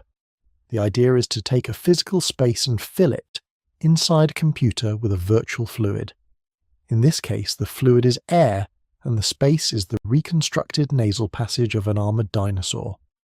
The work started with fossil skulls, scanned in fine detail. The team did not model Ankylosaurus itself first. They worked with two of its better preserved relatives, Panoplosaurus and Euplocephalus, animals whose skulls give a clearer, more complete map of the airway. From those scans they built a digital cavity, a hollow three-dimensional shape matching the twists of the real bone. Then they divided that hollow space into a mesh, a grid of many small cells, each one a tiny box where the math could be solved. Here is the quiet elegance of the method. Air is governed by physical laws that do not change with time. The way a gas warms, cools, speeds up and slows as it moves through a narrow channel followed the same rules in the Cretaceous that it follows tonight in your own chest. So you do not need the living animal. You need the shape of the space, the properties of the air, and the laws that connect them. The computer steps through those laws cell by cell again and again until the whole flow settles into a steady, consistent picture. Where does the air move fastest? Where does it slow and linger? Where does it touch the walls? And how much warmth passes across that contact? To make the model honest, the team had to add the parts that bone alone does not show. In life, that nasal tube was not bare rock. It was lined with soft, moist tissue, rich in blood, warm with the animal's own heat. So they gave the virtual walls the properties of living tissue, warm and wet, and they sent air through at the temperature of a Cretaceous morning. Then they watched what the air did on its way in and what it did on its way back out. What they found is the reason this study matters. The coiled passages behaved like heat exchangers, and efficient ones. As cool outside air was drawn in through that long looping path, it brushed against a great deal of warm, damp tissue before it ever reached the lungs. The extra length and the folding were not wasted space. They were extra surface, extra contact, extra time. Incoming air could be warmed by as much as 36 degrees Fahrenheit along that journey, arriving at the lungs close to body temperature rather than cold and raw. And the trick worked in both directions. When the animal breathed out, the warm, moisture-heavy air from deep in the body passed back over those same cooled surfaces. Instead of blowing that heat and water straight out into the world, the passages caught much of it back. The models recovered somewhere between 65 and 84% of the heat and moisture on the exhale, holding it inside the skull to warm and wet the next breath drawn in. A body this large, 4 to 8 tons of animal, gives off heat and loses water constantly. A nose built like this quietly keeps some of that loss from ever leaving. This is what makes thermoregulation, the management of body heat and water, the strongest current explanation for why ankylosaur noses coiled the way they did. It is not a guess pulled from thin air. It is a measured result, a number that falls out of the physics once you feed the real fossil shape into the model. The convoluted airway is not decoration, and it is not an accident. It does a job, and the math shows the job being done. Now, one brief thing before we follow this animal further. If these long, slow walks through deep time help you drift off, you can follow or subscribe wherever you are listening, on Spotify, on YouTube, or in your podcast app of choice. It costs you nothing, and it keeps the lights low and the episodes coming. Back inside the skull. It would be easy to hear all of this as settled, closed, finished. It is not, and the honest version is more interesting. Thermoregulation is the best supported idea, but it is not the only idea, and the researchers themselves are careful about that. A tube that long and that folded could do more than one thing at once. Some have suggested those passages worked as resonating chambers, shaping and deepening the sounds the animal made, the way a length of coiled brass shapes the note of a horn. We have no fossil of an ankylosaur's voice, so this stays reasoned speculation, tied to the shape rather than proven by it. Others have proposed the coiling gave more room for the sense of smell, more surface for scent-detecting tissue in an animal that fed with its nose close to the ground. Enhanced olfaction, a keener nose, has not been ruled out either. These ideas do not cancel each other. A single passage can warm air, catch moisture, carry sound, and sample scent all at the same time. The point of the 2018 work is not that heat exchange was the only function. It is that heat exchange can be tested, measured, and shown to work, while the others remain plausible and open. When you hear a documentary state flatly that this dinosaur used its nose for one clean purpose, be a little wary. The careful answer holds several possibilities in view at once, and marks clearly which one the evidence supports best. It is worth sitting with what this kind of reconstruction actually is, because it tells you something about how we come to know the deep past at all. There is no preserved airway here, no mummified nose, no fossil breath. There is bone, scanned and measured, and there are the unbending laws of moving air. Everything between those two, the warm lining, the flowing breath, the caught heat, is rebuilt by inference. The scientists must state their assumptions out loud. They must say how warm they made the tissue, how fast they moved the air, how they filled the gaps the fossil leaves blank, and they must test whether the answer holds up when those choices are nudged one way or another. That is the discipline of the thing. You're watching soft tissue function reconstructed from hard bone alone, and the only way to do it honestly is to show your work and name your uncertainty. Run the same method on Panoplosaurus and on Euoplocephalus, two different animals, and see whether the heat exchange result appears in both. It did. That agreement across relatives is what turns a single interesting model into a pattern worth trusting. So the next time you imagine this animal, add the breath. On a warm, humid Maastrichtian morning, with mean temperatures somewhere between 61 and 79 degrees Fahrenheit, the air already soft and wet, a low armoured body moves through the ferns. Each breath is drawn up through that crumpled, hose-like coil of bone, warmed and wetted on the way down, and much of that warmth quietly reclaimed on the way back up. It is a slow, efficient, unhurried machine for staying comfortable, hidden entirely inside a face that looks, from the outside, like nothing more than a plate of armour. The engineering going to matter most for this animal, though, was never really about breathing at all. Because for all the ingenuity folded into that nose, the skull was only one end of the story. The armour along the back, the fused half-rings at the neck, the coiled airway in the snout, all of it served a body built first and last around survival, and the same patient science that traced cold air through a fossil skull, the scanning, the modelling, the testing of shape against physical law, has been turned on the other end of this animal too, on a structure far blunter and far more famous than any nose. But the most startling piece of this animal waited at the very end of its long, stiffened tail.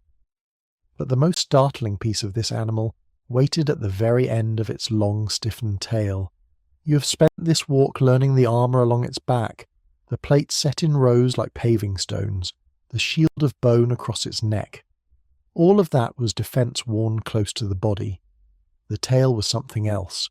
The tail reached out, and at its tip sat a mass of fused bone that turned the whole hind end of the animal into a single swinging tool, patient and terrible and rarely used.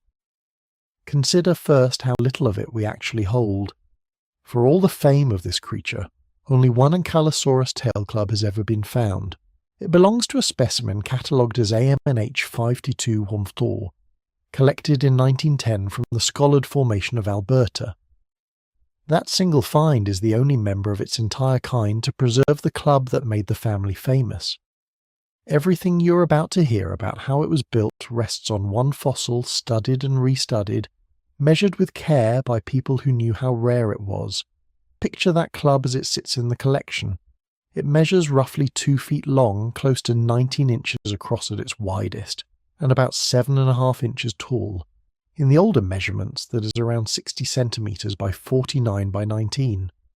Those are not the numbers of a delicate ornament. That is a slab of solid bone the size of a large paving stone, dense and heavy, mounted at the end of a living animal. Hold the shape of it in your mind as we go, because the shape is the whole point. Look closer at what it is made from. The club is not a single grown knob. It is built from 2 large osteoderms, the same bony armour plates that studded the animal's back, fused together at the tail's end into one hard, rounded mass. 2 plates that in a younger animal might have sat separate, welded over time into a single weapon. The seam between them can still be read in the fossil. Bone that began as armour migrated to the tip of the tail and there merged into something with a purpose all its own. Now follow the tail forward from that mass, because the club alone would be useless. Behind the 2 fused plates, the last several tail vertebrae are stiffened and locked together into a rigid rod. In most animals, the tail is a flexible chain, each small bone hinged against the next, able to curl and flick in a dozen directions. Not here. The bones at the back of this tail interlocked, their joints reinforced, their movement between one another nearly erased. The effect is a handle, a long unbending shaft of fused vertebrae, ending in a heavy head of bone. This is the detail that turns anatomy into a machine. A club at the end of a floppy rope is nothing. Swing it, and the rope simply follows the club, and all the force bleeds away into slack. A club at the end of a rigid handle is a different object entirely. When the base of that handle moves, the whole length moves as one piece, and the heavy head at the tip travels fast, carrying every ounce of its weight into whatever it meets. The stiffened tail vertebrae did exactly that. They made the club into the striking end of a lever. Here is a way to feel it in your own hands, lying there in the dark. Imagine a broom handle, long and light and straight. Now imagine fixing to the far end of it a stone the weight of a small sledgehammer head. a rounded block of rock you could barely lift with one arm. Grip the near end and try to swing the whole thing sideways. You would feel the mass out at the tip pull and lag, and then arrive all at once, hard, with a force far greater than the strength of your arm alone. That is roughly the arrangement this animal carried behind it. A club heavy as a stone sledge fixed to the end of a broom handle, except the handle was living bone, and the arm was the whole muscled base of a multi-ton tail. The muscles that drove it were not small. The tail of an ankylosaur was rooted in a broad, heavy pelvis, anchored by thick blocks of muscle running along the hips and the base of the spine. Those were the muscles that moved the handle. They did not need to be fast in the way a predator's limbs are fast. They needed to be strong, and to move the base of the tail through a short arc with enough power that the tip, far out at the end of the rigid shaft, whipped around with real speed. Physics did the rest. A small motion at the base becomes a large motion at the tip, and mass moving at speed becomes force at the moment of contact. So how hard could it actually hit? That question has an honest answer and an honest limit, and it is worth holding both. The honest limit is that no complete Ankylosaurus club exists to test directly. The one we have is precious and fragmentary, and you do not swing a one-of-a-kind fossil to see what breaks. So the science had to work sideways, through a close relative. That relative is Euplocephalus, and you should know it, because it does much of the heavy lifting in this part of the story. Euplocephalus was a cousin ankylosaurid, up to about 20 feet long, an estimated 2 to 3 tons, first found by the Canadian paleontologist Lawrence Lamb in 1897 in the Red Deer River Valley of Alberta. Unlike Ankylosaurus, it is known from dozens of specimens, pulled from the dinosaur park and Oldman rocks of roughly 76 to 75 million years ago. Where Ankylosaurus is a scatter of rare pieces, Euplocephalus is almost abundant. That abundance is why it became the stand-in. When you cannot measure the famous animal, you measure its well-preserved kin. In 2009, the paleontologist Victoria Arbour did exactly that. She took the tail club data from Euplocephalus and built a biomechanical model, working out how much force the club could deliver when swung.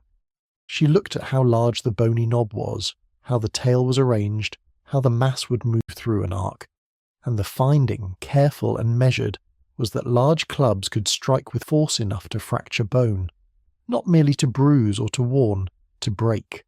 Sit with what that means for a moment in the quiet. This was an animal that could not run. Its top pace was a walk, and a slow one. It could not flee a threat, and it could not outmaneuver one. But it carried, fused to the end of a rigid tail, a bone-breaking hammer, and the muscles to swing it. A creature built entirely around the idea of standing its ground. Everything about it says the same thing in different materials. The armoured back says, "Do not bite me." The neck shield says, "Do not reach my throat." And the club says, "If you press this, you will leave with something broken." Arbour's model came with its own careful caution, and the caution matters as much as the number. The largest knobs, the study found, could break bone, but not every club was large. A smaller, younger animal with a smaller knob generated far less force, perhaps not enough to shatter a heavy limb at all. The weapon scaled with the animal. Size was the whole difference between a blow that bruised and a blow that broke. So the picture is not one uniform hammer across the species. It is a range, from the modest clubs of the young to the full fused slabs of the largest adults, and only at the upper end does the model reach true bone-fracturing power. And remember, all of this rests on the proxy. The Euplocephalus numbers are the best available window, but they are a window into a relative, not into Ankylosaurus itself. The one Ankylosaurus club we have suggests a weapon at least as formidable, given the animal's greater size and the sheer mass of that fused head. But you should hold the figure lightly, as an estimate reasoned from a cousin, not a measurement taken from the animal in question. That honesty is part of the science. The people who study these bones are careful to say what they know and what they infer, and the difference between the two is not a weakness. It is the method working as it should. Now to the harder question, the one that has quietly shifted in recent years. What was the club really for? For most of the last century, the answer seemed obvious. It was a weapon against predators. You had a slow, heavy plant-eater sharing its world with the largest land predators of its time, and you had a bone-breaking hammer on its tail, and the conclusion drew itself. The tank met the tyrant, the tail swung, and a leg bone cracked. It is a clean and satisfying image, and it may well be true, but cleanliness is not the same as proof, and the fossil record has been quietly complicating the picture. The problem with the anti-predator story is that we have almost no direct physical evidence of it. There are no confirmed, published fossils showing a great predator's leg shattered by an Ankylosaur's club. There are no bite marks matched to a defensive stand. The predator defense idea is reasonable, deeply reasonable, but it has long rested more on the shape of the weapon than on any recovered scene of it being used. And a weapon's shape tells you what it could do, not what it usually did. Then, in recent years, a different kind of evidence arrived, and it came from an unusually complete fossil of another ankylosaur. Its name is Zool crurivastata, described in 2017 from a skeleton so well preserved it is almost startling. That specimen, catalogued as ROM 75860, came from the Judith River rocks of Montana, from a layer called the Coleridge member, laid down around 76 million years ago. It preserved not just bone, but soft tissue, skin impressions, and probable remnants of the keratin that once sheathed the armour. It is the first ankylosaurian skeleton known with both a complete skull and a complete tail club, and the most complete ankylosaurid ever found in North America. Where Ankylosaurus is a whisper of fragments, Zool is nearly the whole sentence, and that completeness let researchers see something they could not see in scattered bones. Along the flanks of Zool, among the rows of spikes that guarded its sides, some of the spikes were broken. Not broken after death, not crushed in the rock. Broken during life, and then healed. The bone had fractured and then knitted back together while the animal still lived, leaving the smoothed, remodelled scar that healing leaves behind. Something had struck those flank spikes hard enough to snap them, and the animal had survived to grow the injury over.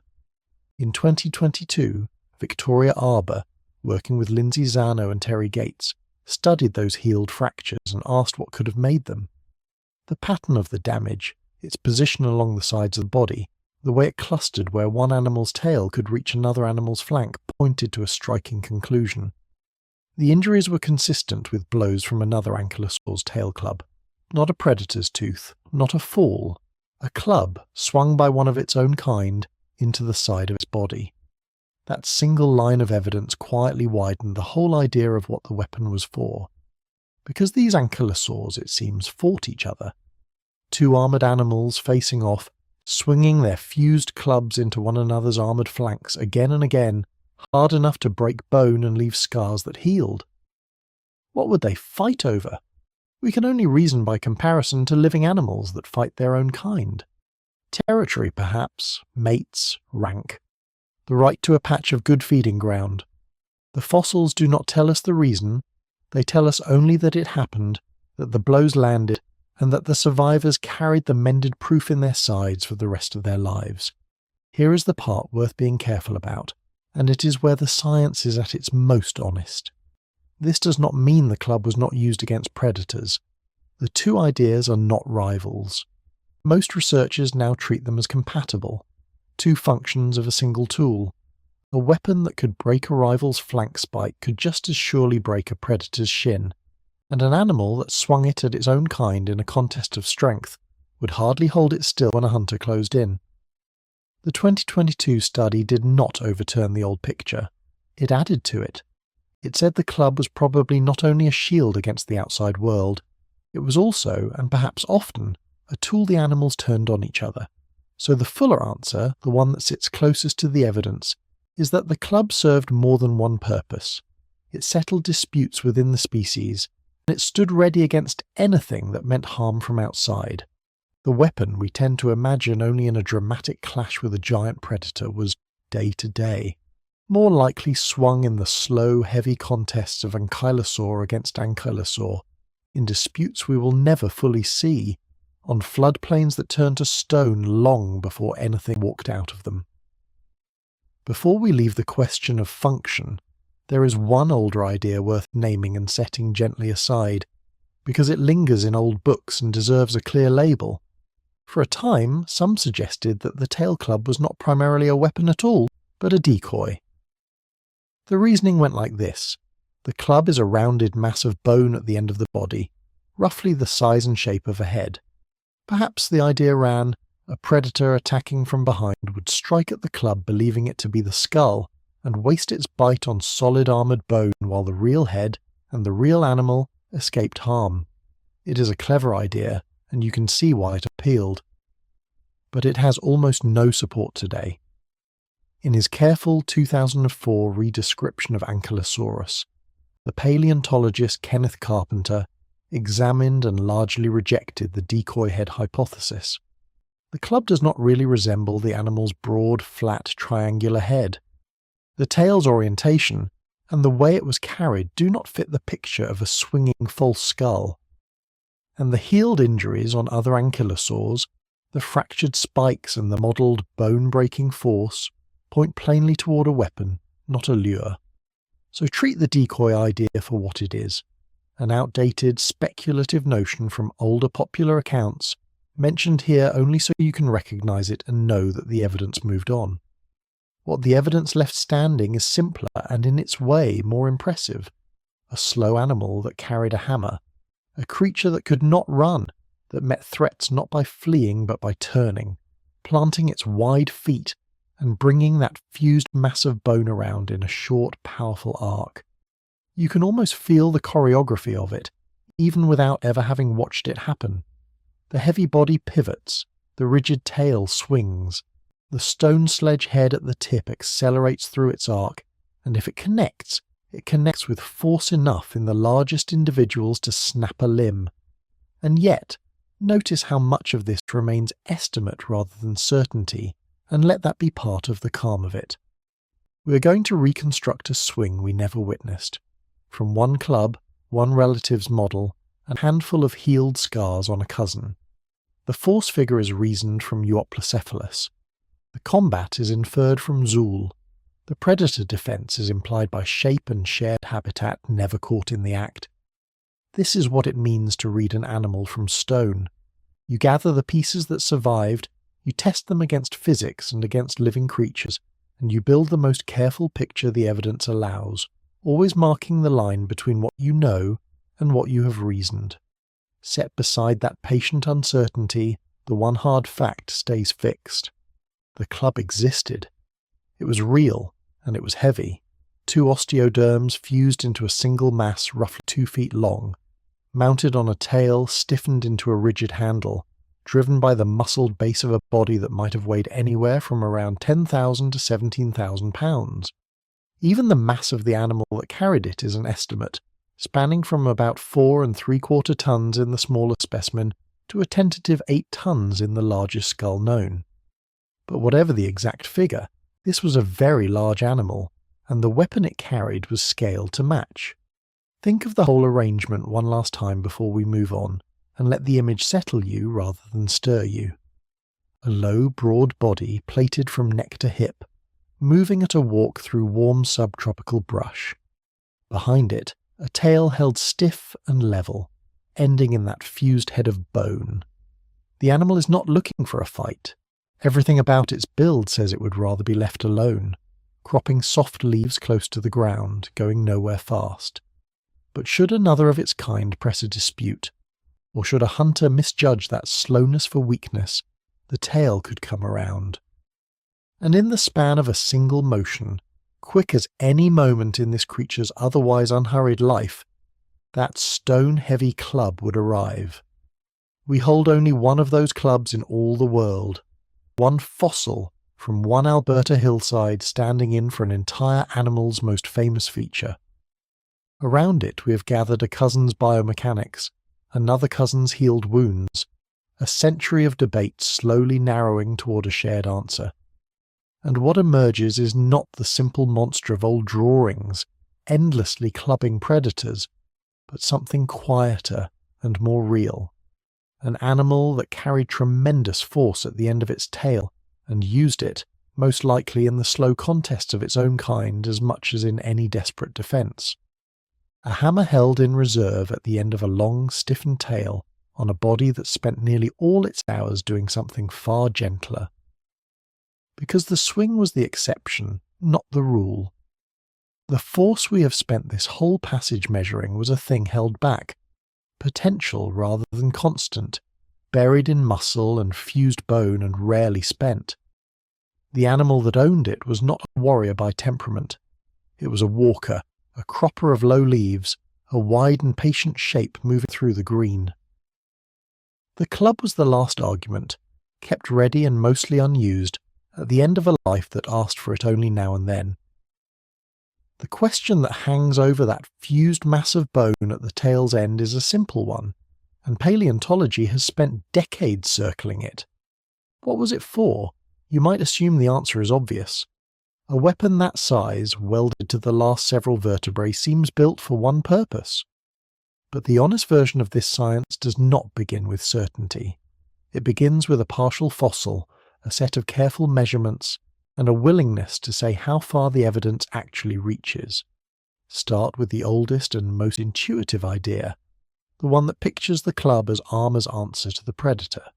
In 2009, the paleontologist Victoria Arbour set out to test whether that intuition held up under physics rather than imagination. She could not use Ankylosaurus itself, because the only known club, from specimen AMNH 5214, is not paired with a complete testable tail, so she used the far better represented relative Yoplocephalus as a stand-in, measuring club sizes and modelling the swing.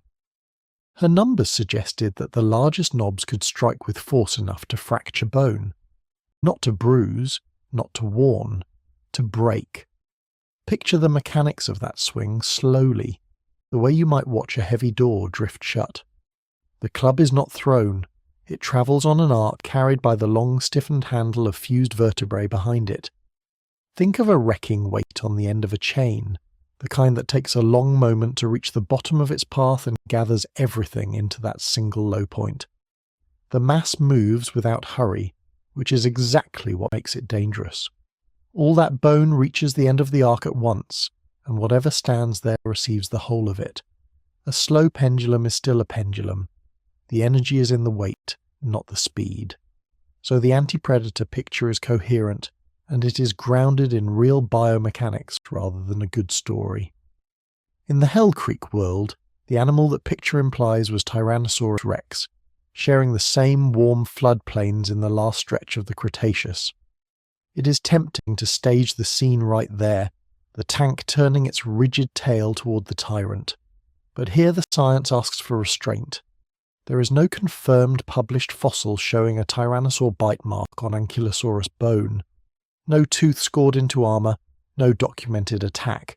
The relationship between the two is inferred from shared ground, and from the sheer defensive engineering of the small animal, and that inference, however reasonable, is not the same as a witnessed event.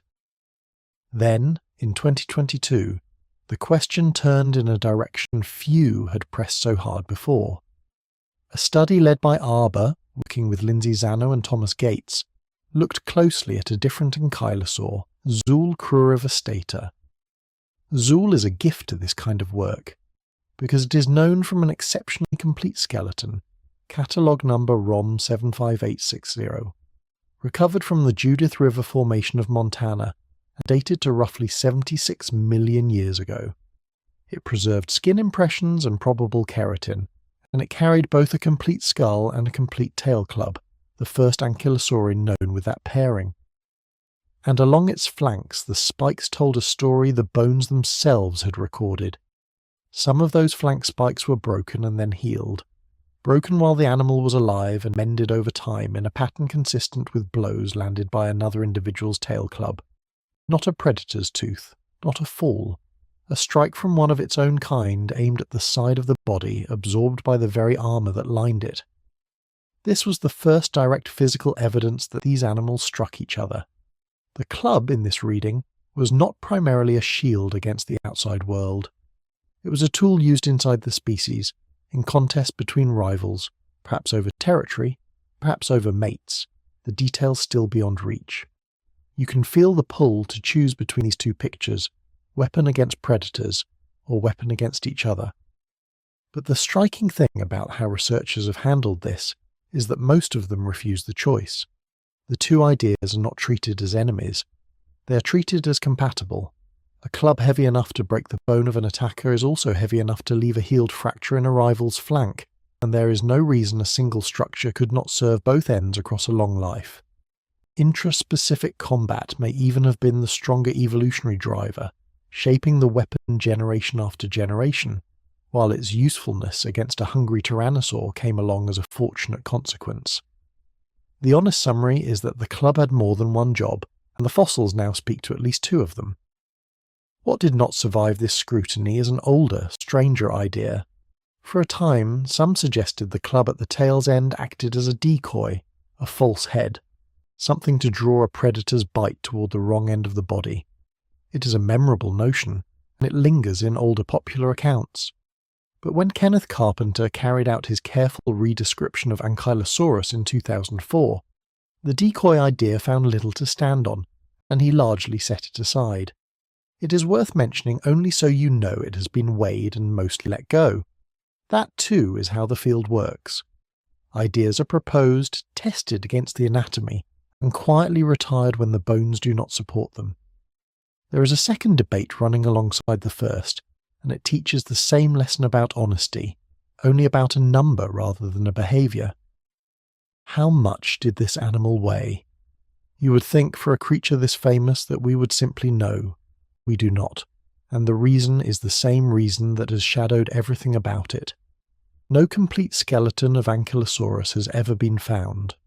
Every figure for its weight is an extrapolation, built outward from partial remains in comparison with better-known relatives, and every figure carries real uncertainty inside it.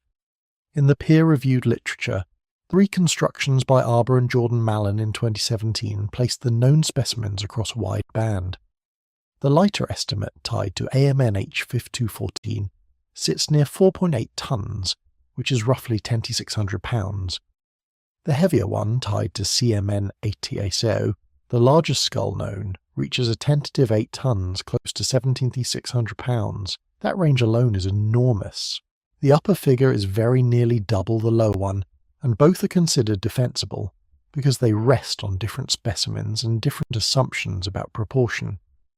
Set beside those published numbers, some independent volumetric and mass modelling analyses, the kind circulating in paleoart and in paleontology adjacent discussion, suggest lighter figures still, somewhere near 2 to 5 tonnes.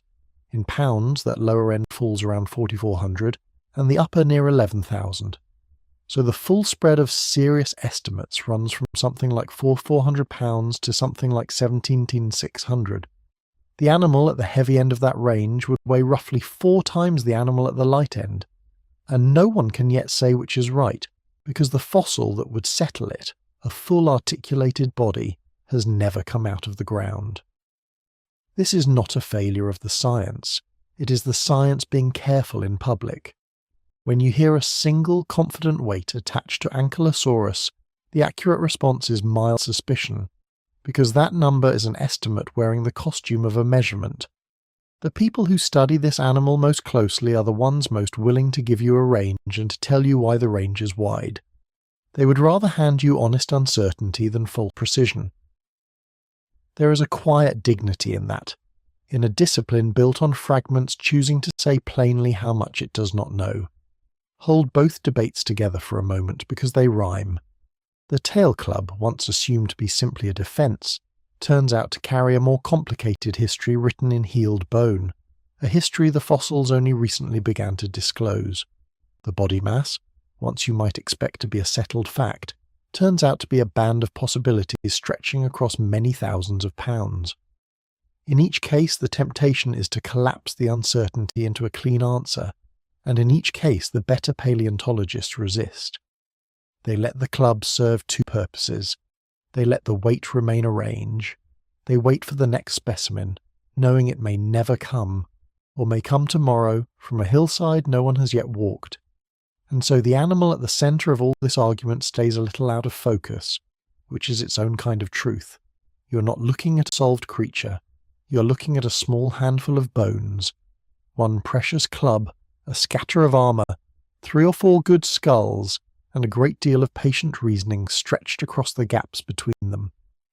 The strikes it traded, the exact weight it carried across the floodplain, the full choreography of its contests, all of it sits just beyond what the fossils can prove, held in the honest space between what is known and what is merely likely. That space is where this science actually lives. It is quiet in there and unhurried, much like the animal itself. For all that buried power, the days of this creature were slow, low, and remarkably quiet. For all that buried power, the days of this creature were slow, low, and remarkably quiet. For all that buried power, the days of this creature were slow, low, and remarkably quiet. Picture the animal not as it is usually drawn, braced for battle, tail cocked and ready, but as it more likely spent nearly every hour of its life, standing still in the warm shade, head down, muzzle close to the earth, working slowly through a patch of low ferns while the humid air of the late Cretaceous settled over the floodplain like a warm cloth. This was the true shape of an Ankylosaurus day, not violence, not spectacle, only the patient business of eating enough soft green matter to keep several tons of armoured body alive. Let yourself sink into that pace for a while, because the rest of this hour asks nothing of you but stillness. Settle where you are, let your shoulders drop, and let the slow browsing of this old animal set the tempo of your breathing. The world it fed in was warm without season.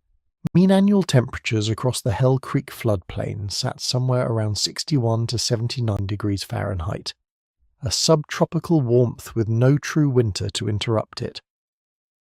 Rivers wandered across the low ground in loose loops. Oxbow lakes caught the overflow. The forests were changing, tilting away from the older world of conifers and ferns, and toward the flowering plants that would one day cover the modern earth. In the Hell Creek flora, more than 90% of plant types were already angiosperms, early relatives of magnolias and laurels and sassafras and palms. Ferns, cycads, ginkgo and conifers together made up less than 10%. Into that soft green understory, the armoured animal lowered its wide head and began the quiet work that would occupy most of its waking life. To understand how it ate, you have to look inside its mouth, and what you find there is almost startling in its modesty. For an animal this heavy, the teeth are tiny. Small leaf-shaped crowns, what specialists call filiform, flattened and compressed from side to side. No broad grinding surface, no flat molar plate, no self-sharpening shear like the slicing batteries of the horned dinosaurs nearby.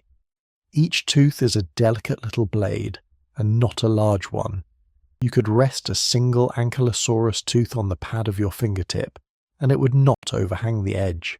Set beside the sheer bulk of the animal, that is a strange and gentle detail to hold in your mind. Several tons of walking fortress, and a mouthful of teeth no larger than your fingertip. The lower jaw tells the same story. In specimen AMNH 5214, the one collected in Alberta with the only known tail club, the mandible measures about 41 centimetres long, roughly 16 inches, a bone about the length of your forearm. Along that jaw, researchers count 71 tooth positions in total. That sounds like a great many teeth, and it is. But quantity here does not mean power.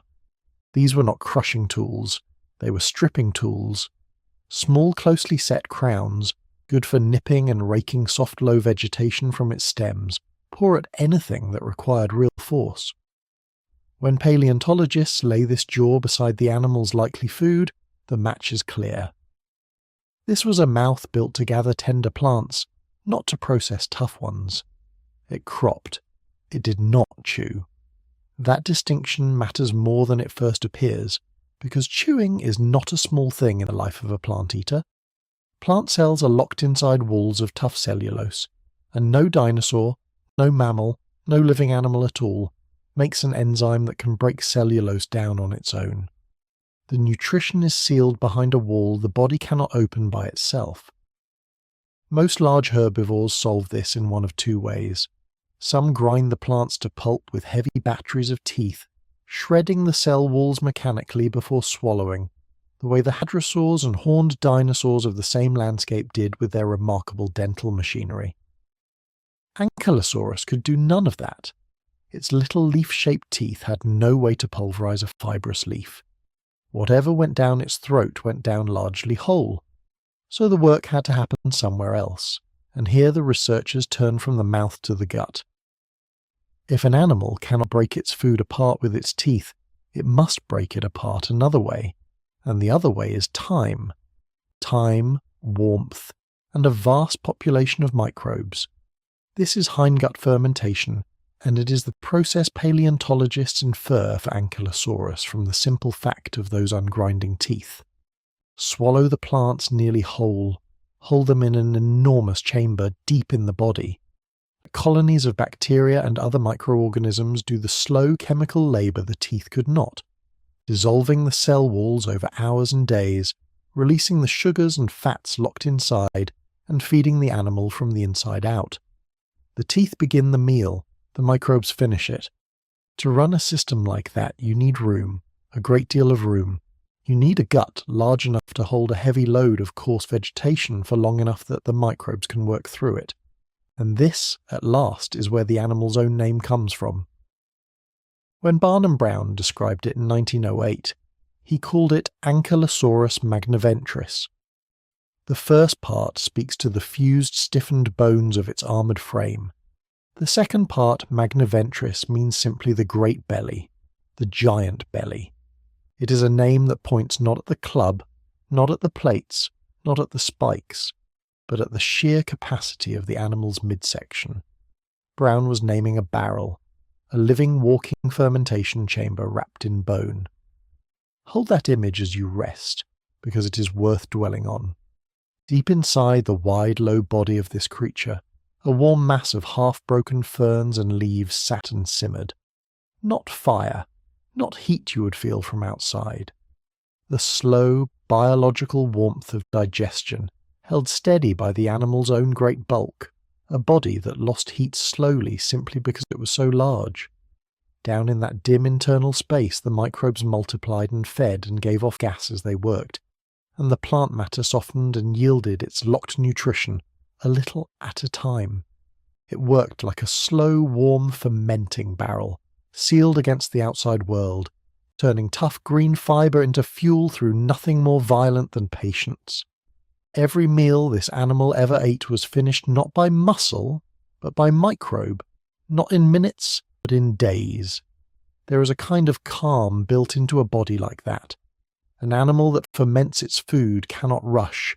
It cannot dart in, snatch a mouthful, and bolt. It must gather steadily, fill the great belly, and then move slowly while the interior work proceeds.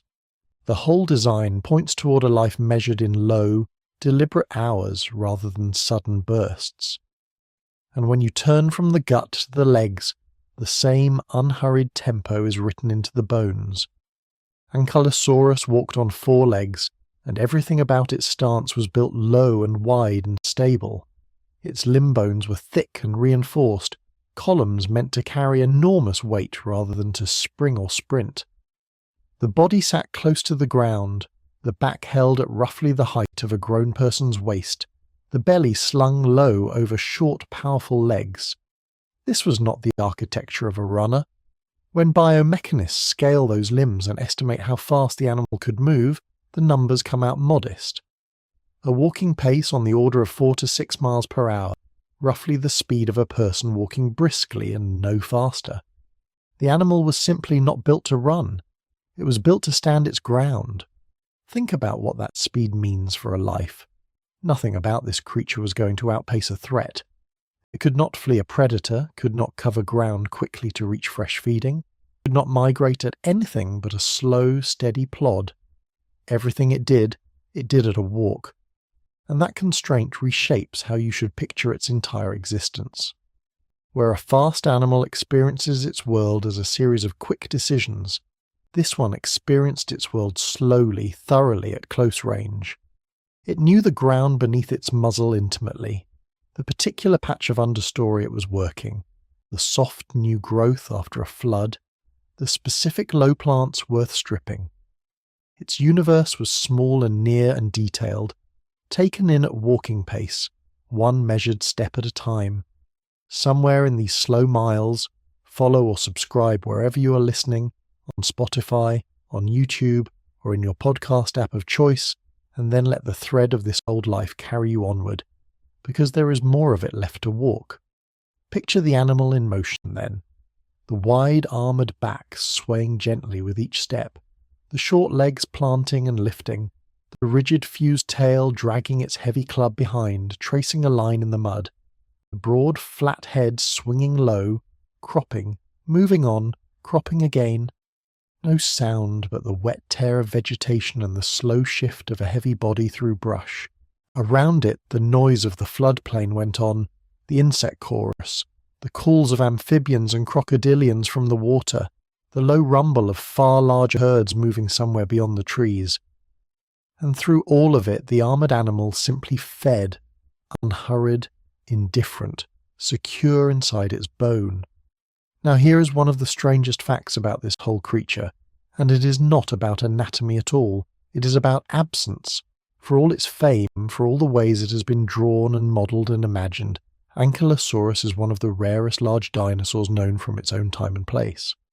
Across the Hell Creek, the Lance, and the equivalent Maastrichtian rock formations of the western interior, Ankylosaurus makes up less than 0.05% of the associated dinosaur specimens recovered. Less than 1 in 2,000. You could sift through the bones of that vanished world for a very long time and never once turn up this animal. It shared its landscape with Tyrannosaurus. It walked among Triceratops in their thousands, and yet in the rock it is almost a ghost. That scarcity is not for lack of looking. These formations are among the most intensely searched fossil beds on Earth. Its close relatives are far better known. Euoplocephalus, an armoured cousin from older Alberta rocks, is represented by dozens of specimens. Ankylosaurus itself is known from only a handful, no more than a small number of individuals confidently assigned to the species, and to this day not a single complete skeleton has ever been found. Every reconstruction of its full body is stitched together from partial remains and comparison to those better-known relatives. The most famous armoured dinosaur in the popular imagination is, in the actual record of the stone, one of the least often found. And here the honest answer is that no one is entirely sure why. This is a genuine open question in paleontology, and it deserves to be stated as one rather than dressed up as settled fact. There are a few leading ideas, and they are not mutually exclusive. The first possibility is the simplest. Perhaps Ankylosaurus really was rare. Perhaps its population numbers were genuinely low, spread thin across the landscape, never abundant the way the great herds of Edmontosaurus or Triceratops were. A slow, solitary browser that never crowded the land might simply have left few bodies behind because there were few bodies to leave. The second possibility is about geography, and it turns on how fossils are made. Fossilization strongly favours the lowlands. Rivers and floodplains and deltas are where mud and sand pile up quickly, burying bones before they rot or scatter. An animal that lived and died down in those wet lowlands stood a far better chance of being preserved than one that lived in the drier uplands, where erosion strips sediment away rather than laying it down. And here the contrast with a relative is telling. The nodosaurid Edmontonia, an armoured dinosaur that shared the same broad world, is thought to have favoured the lowlands, and it turns up more readily in the rock. Perhaps Ankylosaurus preferred the uplands, the higher drier ground back from the rivers, a habitat far less likely to bury and keep its dead. If so, the animal was not truly rare in life at all. It was only rarely preserved, its home ground being the very kind of place that does not make fossils. And the third possibility, the one most researchers would probably lean toward, is that both things are true at once. Genuinely modest numbers combined with a preference for habitats that seldom fossilize would compound each other. Few animals, in a setting that rarely kept them, would produce exactly the vanishing scarcity we see. But it is important to be clear that this is inference and not demonstration. We cannot yet dig up an upland Cretaceous floodplain and count the animals that lived there. The rarity is a fact. The reason for it remains an open and honestly unresolved question, one the fossils have not yet answered. There is something fitting, though, in a slow, quiet browser being also a scarce and half-hidden one. An animal built for patience, that fed at a walk and fermented its meals over days, that never ran and never crowded, slips naturally toward the edges of the record. It did not die in great herds by flooded rivers. It did not leave bone beds. It left a scattered handful of individuals across 5 formations and a few million years, and from that scattering we have had to reconstruct an entire way of life. To fill in what its own remains cannot tell us, paleontologists sometimes look sideways to a relative preserved far better than Ankylosaurus ever was, and here we have to be careful and clear, because this animal was not a contemporary. It is a proxy, borrowed for what it can honestly show us about how armoured plant-eaters fed, and nothing more. Its name is Borreolopelta markmachili, and it is a nodosaurid, an armoured cousin without a tail club, from a much earlier chapter of the Cretaceous. It lived about 110 million years ago, roughly 40 million years before Ankylosaurus ever walked the Hell Creek floodplain. These two animals never met. They never could have. Between them lay a stretch of time longer than the one that separates us from the last dinosaurs. Keep that distance firmly in mind. What follows is not a picture of an Ankylosaurus meal. It is a picture of how a large armoured ornithischian ate, preserved with a clarity that Ankylosaurus itself has never offered. What makes Borreolopelta so precious is the manner of its death and burial. Its carcass was preserved in extraordinary detail, so complete that researchers speak of it almost as a mummy, with skin and armour and even traces of its original colouring locked into the stone. And deep inside that preserved body, still sitting where it had been when the animal died, was the contents of its final meal. This is one of the rarest things in all of paleontology. Not the shape of a dinosaur, but the actual food inside it, the last thing it ever swallowed, held intact for 110 million years.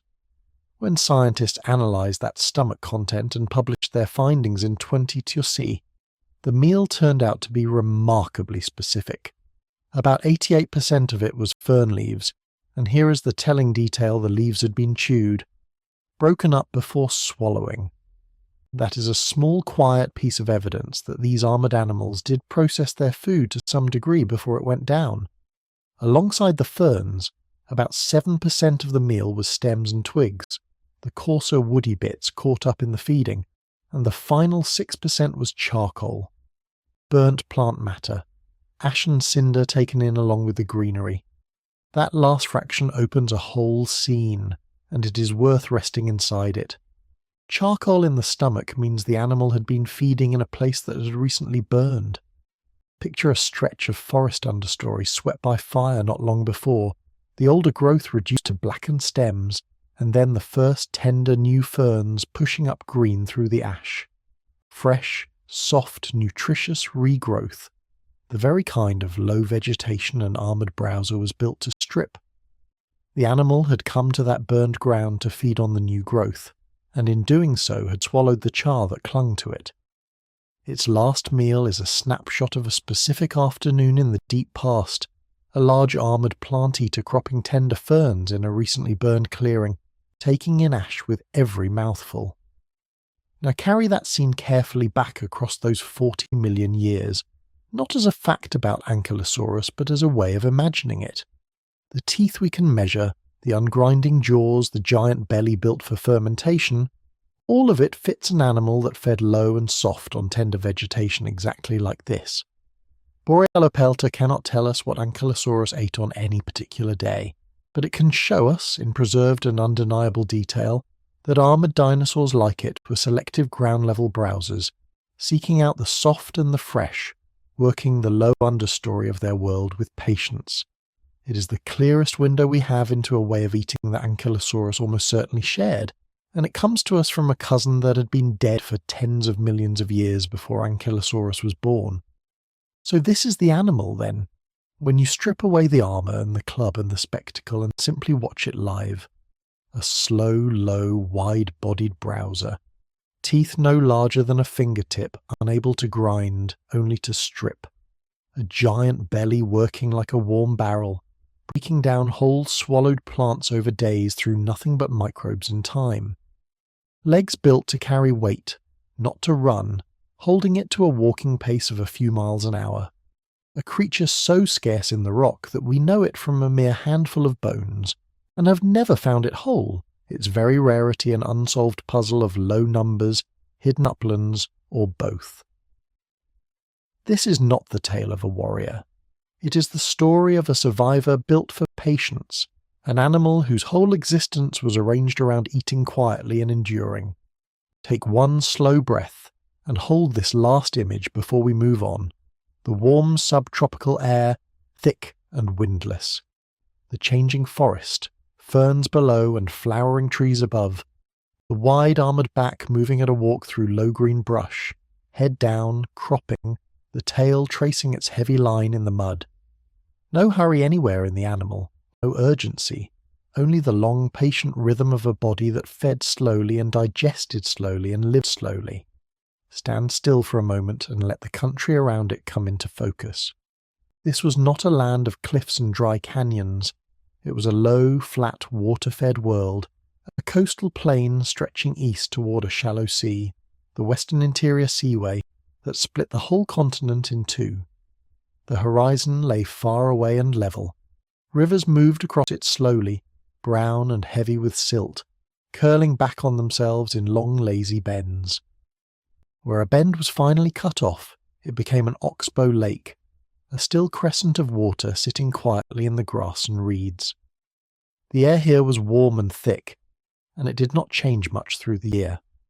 Estimates put the mean annual temperature somewhere between about 61 and 79 degrees Fahrenheit, a subtropical warmth with no true winter, no killing frost, no long dark cold. You would feel it as a humid, greenhouse heat that settles on the skin and stays. The presence of crocodilians in the same rock, patient and cold-blooded, tells us the climate never dropped low enough to drive them out. Season here meant wet and less wet, flood and drawdown, rather than warm and freezing. Those floods were the slow engine of everything you can now hold in your hands. When the rivers rose, they spilled across the flats and laid down fresh sheets of mud and sand. Layer after layer, over long stretches of time, that sediment buried whatever lay in the low ground.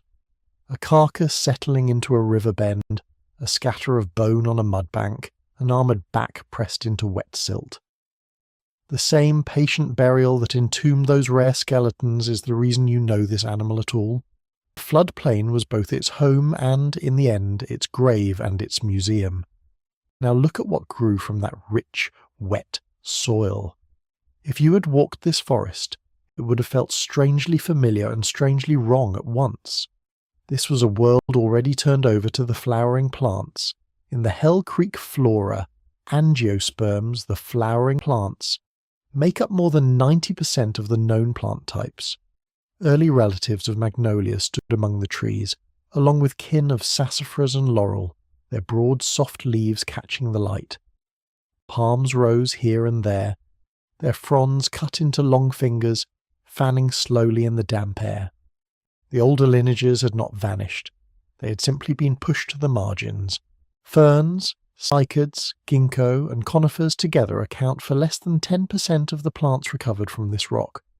So the deep green needles and the fan-shaped ginkgo leaves you might expect from an ancient forest were the minority now, scattered among the flowers and the broad leaves of a more modern-looking world. Standing inside it, you would sense a forest reaching towards something you half recognize, still missing grasses, still missing the birdsong you know, but tilting unmistakably that way. Down at the level this animal lived, the world was ferns and low brush. Its whole body was built for the ground. Broad, heavy, and low, its armoured back would have risen only to about the height of your waist, its blunt muzzle cropping downward through the undergrowth. So the forest that mattered to it was not the high canopy, but the tangle around its feet. Soft fern fronds would have brushed against its legs the way they might brush your shins if you waded through them barefoot, cool and damp and faintly clinging, like wet feathers drawn slowly across the skin. Listen, now, to what filled the air. Even with your eyes closed, you would never mistake this for a silent world. Insects would have kept up a steady chorus in the heat, a layered drone rising and falling through the day and swelling again at dusk. From the water came the calls of amphibians, and the deeper sounds of crocodilians in the shallows, those low grunts and hollow bellows that carry across still water. This was a wet, humming, croaking landscape, and the sound of it never fully stopped. Over that background moved the voices of the great herbivores. Herds of Edmontosaurus, long-bodied duck-billed hadrosaurs, pushed through the vegetation in numbers, and their bulk alone would have made a low, continuous rustle and crash. Triceratops moved through the same brush, massive and horned, cropping low plants with a heavy beak. You can imagine the deep rumble of such animals feeding and calling, the snap of stems, the wet tearing of leaves, the soft thunder of many tons of body-shifting weight from foot to foot. Whether this armoured animal added its own voice to that chorus, we honestly cannot say. No fossil records of dinosaurs call directly. What we do have is the strange architecture inside its skull. Ankylosaurs are known for unusually long, looping, convoluted nasal passages, coiled airways folded back on themselves inside the snout. In close relatives, computer modelling suggests those passages worked mainly as heat exchangers, warming each breath on the way in and reclaiming most of that warmth and moisture on the way out. That thermoregulation is the strongest current explanation, but some researchers have wondered whether such resonant chambered airways could also have shaped sound, giving these animals a low, carrying call. It is a reasonable thought, not a proven fact. So if you want to imagine a deep, resonant note moving out from this animal across the ferns, imagine it gently as a possibility drawn from anatomy and not as something the rocks have confirmed. There is one more feature of this landscape worth walking through slowly. Fire. In a warm, seasonally dry, lightning-prone floodplain, the understory would burn from time to time, sweeping through the low brush and leaving patches of blackened ground behind. Those burns did not stay bare for long.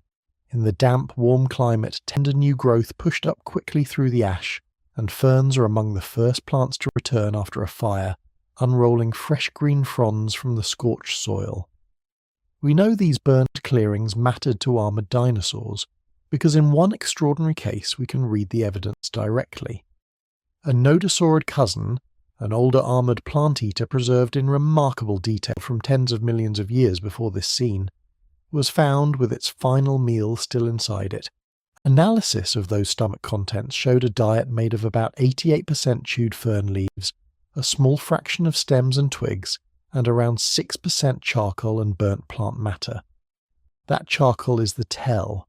This animal had been feeding in a recently burned patch of forest, cropping the soft new ferns coming up through the ash. It is direct proof that armoured herbivores sought out exactly this kind of regrowing, fire-cleared ground. That animal was not a contemporary of the one you are following, and it lived far to the north and long before, so you cannot simply transfer its meal onto this later fortress.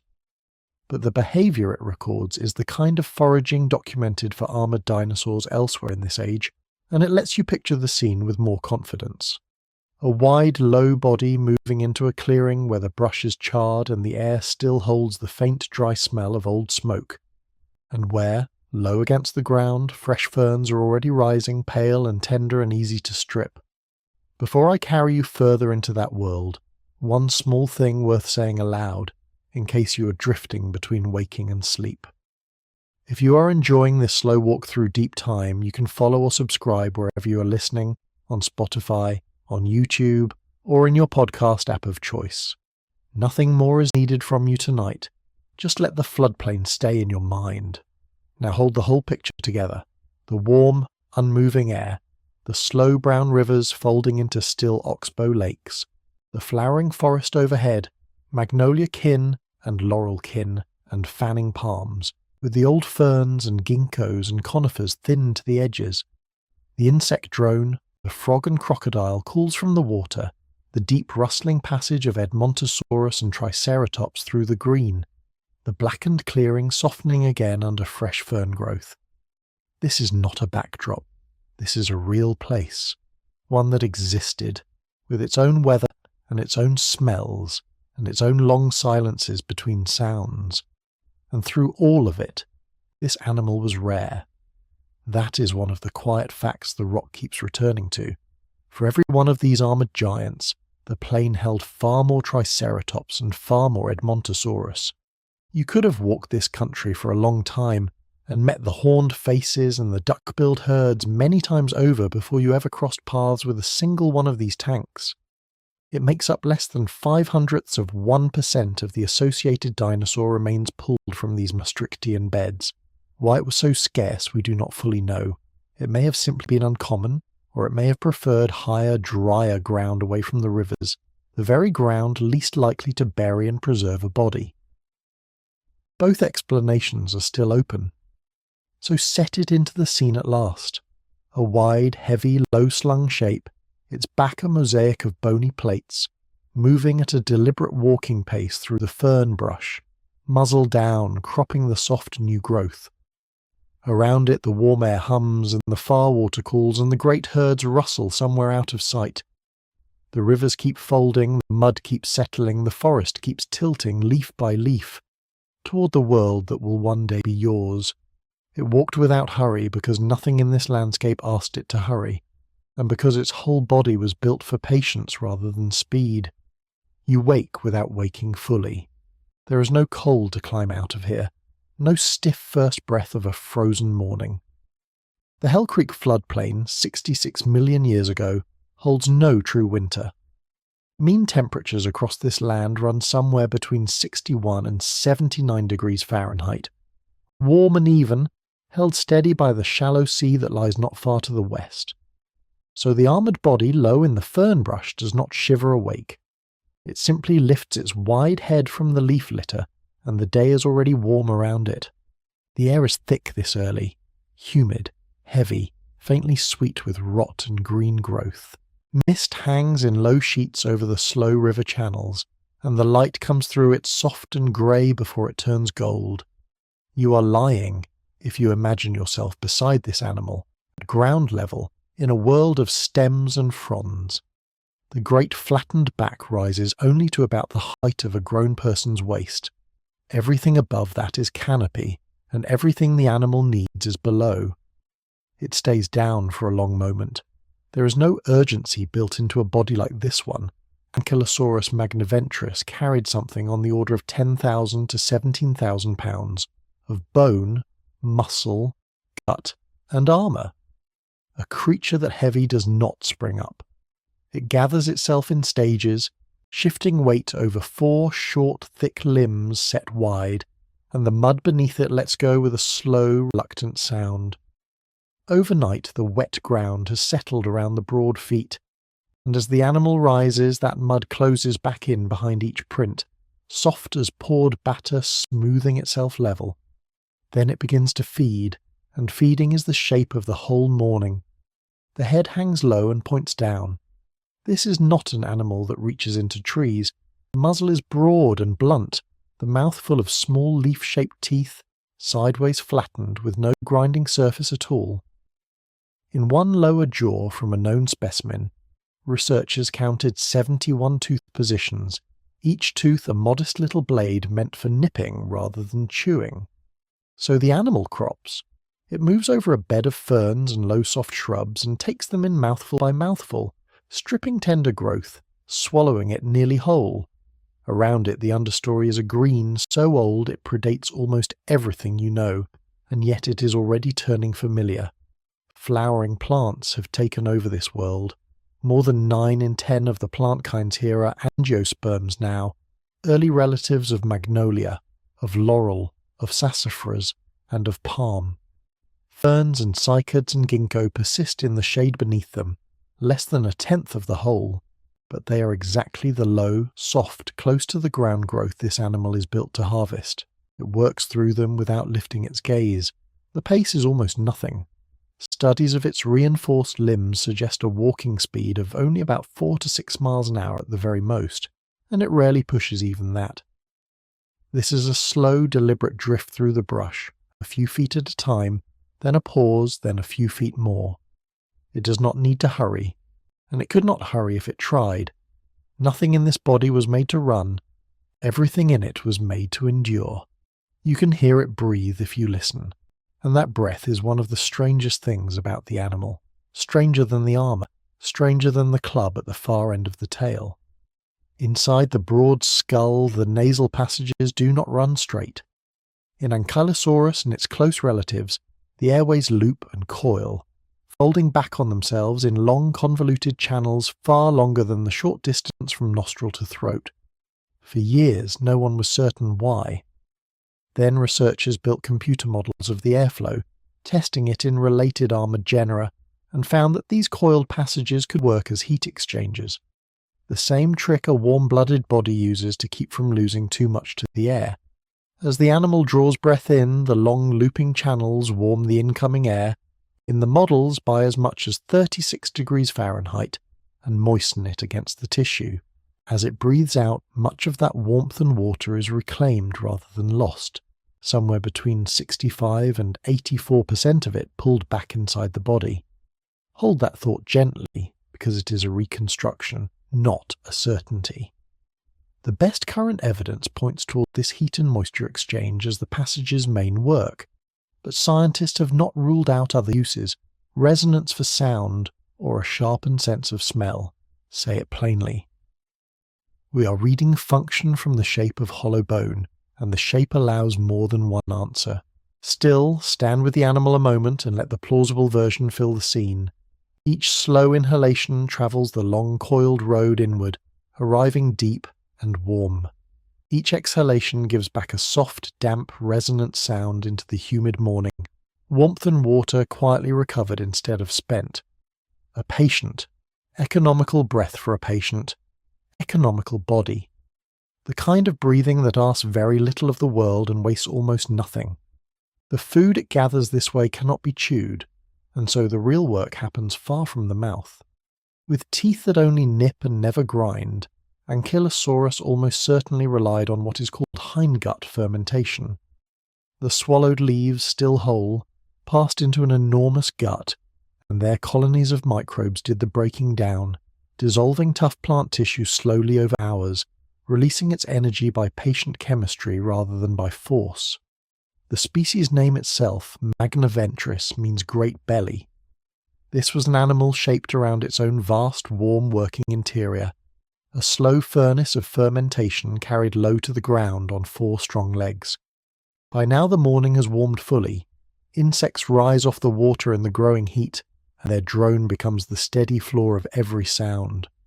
It is a chorus with no single source, thickening as the light climbs, layered somewhere with the calls of amphibians and the throaty noise of crocodilians along the river margins. This is a wet country, a country of channels and oxbow lakes and mudflats, and its living voice never quite falls silent. Into that hum from somewhere across the floodplain comes a lower note, a rumble, felt almost before it is heard, the sound of a large herbivore moving through vegetation at a distance. It is likely Edmontosaurus, the great flat-headed plant-eater that shared this land in real numbers, far more common here than the armoured animal you are watching. The call rolls across the open ground and passes, and the armoured body does not so much as lift its head. There is nothing in that sound to fear, and nothing in it to answer. Edmontosaurus goes its way through the brush, and Ankylosaurus goes its own, 2 slow lives crossing without touching. That untroubled ease is worth sitting inside. This animal carried a body wrapped in bone. Rows of armour plates ran across its back, set into the skin itself, ranging from small studs less than half an inch across to great slabs over 14 inches long, each one sheathed in life by keratin, the same material as horn and fingernail.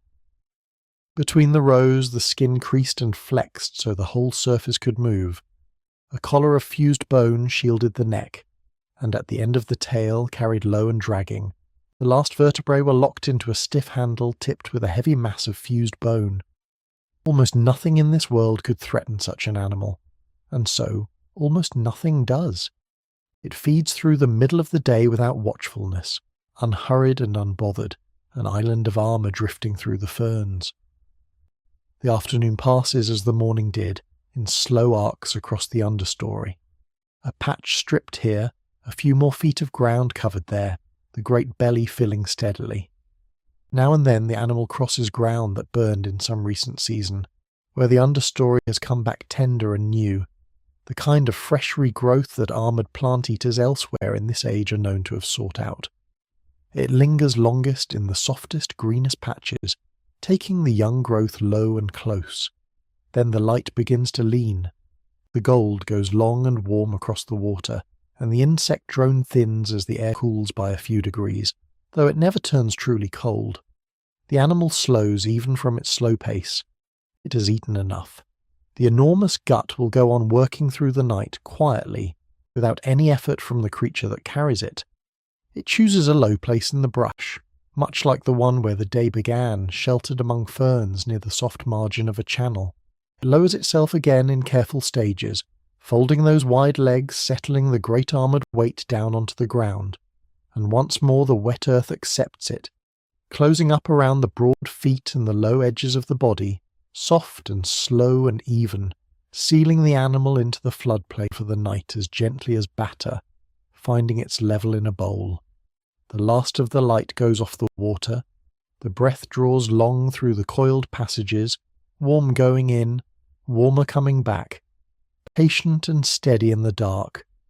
Somewhere far off the herbivores rumble and settle, the insects quiet, and the living fortress lies motionless in the fern brush, safe inside its bone, its great furnace of a belly ticking over in the warm Cretaceous night, having asked so little of a single day that the day seems barely to have touched it. And it moved through that unhurried world beside true giants, none of whom could sense the ending already on its way. And it moved through that unhurried world beside true giants, none of whom could sense the ending already on its way. So let yourself stand for a while inside that final landscape, and meet the neighbours of the armoured walker one by one. This is Hell Creek in the late Maastrichtian, roughly 68 to 66 million years ago, a warm and humid floodplain fronting a shrinking inland sea. The air here holds no true winter. Mean yearly temperatures sat somewhere around 61 to 79 degrees Fahrenheit, warm enough that crocodilians basked in the slow rivers year-round. Picture the light as soft and green, filtered through a canopy of early magnolias and laurels and palms. Picture the ground low and wet beneath the wide feet of many large animals. The armoured walker was rare here. Remember that as you meet the others. Ankylosaurus makes up less than 5/100ths of 1% of the associated dinosaur specimens pulled from the Hell Creek and the Lance and their sister formations. For every one of them, the mud held countless others. So the animals you would actually have seen day after day were mostly its more common neighbours, and they were a remarkable crowd. Above them all, in size and in menace, stood Tyrannosaurus rex. It was the dominant large predator of this ecosystem, sharing the exact same latest Maastrichtian floodplain as the armoured walker. A grown tyrant could stretch some 40 feet from snout to tail tip, its head alone longer than a tall person, its jaws lined with teeth built like blunt banana-shaped spikes for crushing bone. It was abundant in the rock, which tells you it was abundant in life. When paleontologists counted the census of Hell Creek, the tyrant kept turning up, again and again, a common large animal rather than a rare one. Then came the horned giants. Triceratops was the great ceratopsian of this world, a heavy quadruped carrying a bony frill and 3 long facial horns, one over the nose and one above each eye. It cropped low vegetation with a sharp parrot-like beak, and it was one of the most commonly encountered large herbivores in the entire formation. Beside it, or perhaps as an older version of the same lineage in some readings, walked Torosaurus, another big frilled ceratopsian, its head shield pierced by great openings. Where Triceratops moved, the ground surely shook with a steady, grinding, deliberate weight. There were the duck-billed hadrosaurs too, and the most familiar of them here was Edmontosaurus. This was a broad, long, flat-headed plant-eater that could grow to enormous size, moving in what were likely large groups across the floodplain, stripping foliage with batteries of hundreds of tightly packed grinding teeth. Its low bellowing calls, whatever their true sound, probably carried across the wetlands as one of the constant background voices of this age. Edmontosaurus was numerous, a bulk feeder, a mover of vast quantities of plant matter through the ecosystem. Smaller and stranger was Pachycephalosaurus, the dome-headed one. It carried a thick, rounded cap of solid bone on the top of its skull, ringed by small, bony knobs and short spikes. What that dome was truly for is still argued, whether head-to-head shoving or flank-butting or simple display, but its owner walked on two legs and browsed at a modest height, a very different silhouette from the tanks and the horned giants around it. Smaller still was the Celosaurus, a lightly built ornithopod, a fast and unarmoured plant-eater that kept low to the underbrush and relied on speed and cover rather than bulk or weapons. And here is a detail worth resting on. The armoured walker was not the only armoured animal in this landscape. It shared the ground with Edmontonia, a nodosaurid, a cousin from the other great branch of the armoured dinosaurs. Edmontonia wore heavy plates and rows of forward-pointing shoulder spikes, but it carried no tail club at the end of its body. That is the signature difference between the two armoured families. The Ankylosaurids, like Ankylosaurus itself, ended in a fused bony hammer. The nodosaurids, like Edmontonia, did not. Two armoured designs, two solutions to the same problem of being eaten, walking the same floodplain at the same time, so that was the company. A dominant tyrant, two kinds of horned giant, a great herd-forming duckbill, a dome-headed butter, a small swift hider, and two lineages of walking fortress. All of them warm-blooded in a warm world, all of them breathing the same humid subtropical air, all of them feeding on the same flowering forest that had, by this late date, come to dominate the land. More than 90% of the plant types around them were angiosperms, the flowering plants, early relatives of magnolia and sassafras and laurel and palm.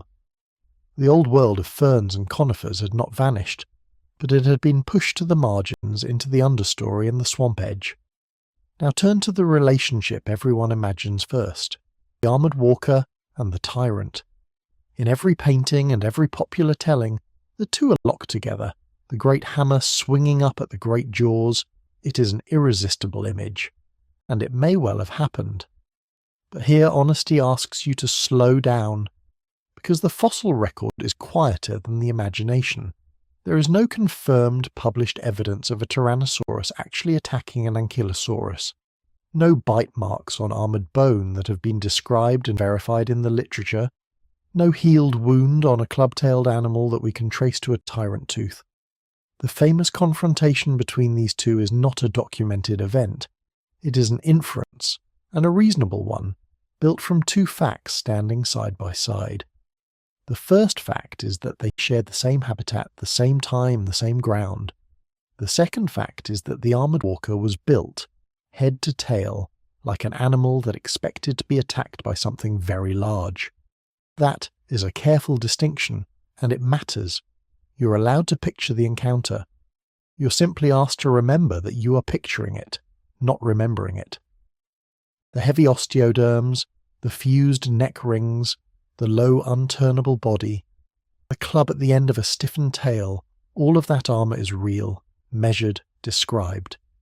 What we do not have is the moment it was tested against those particular jaws, frozen into stone for us to read.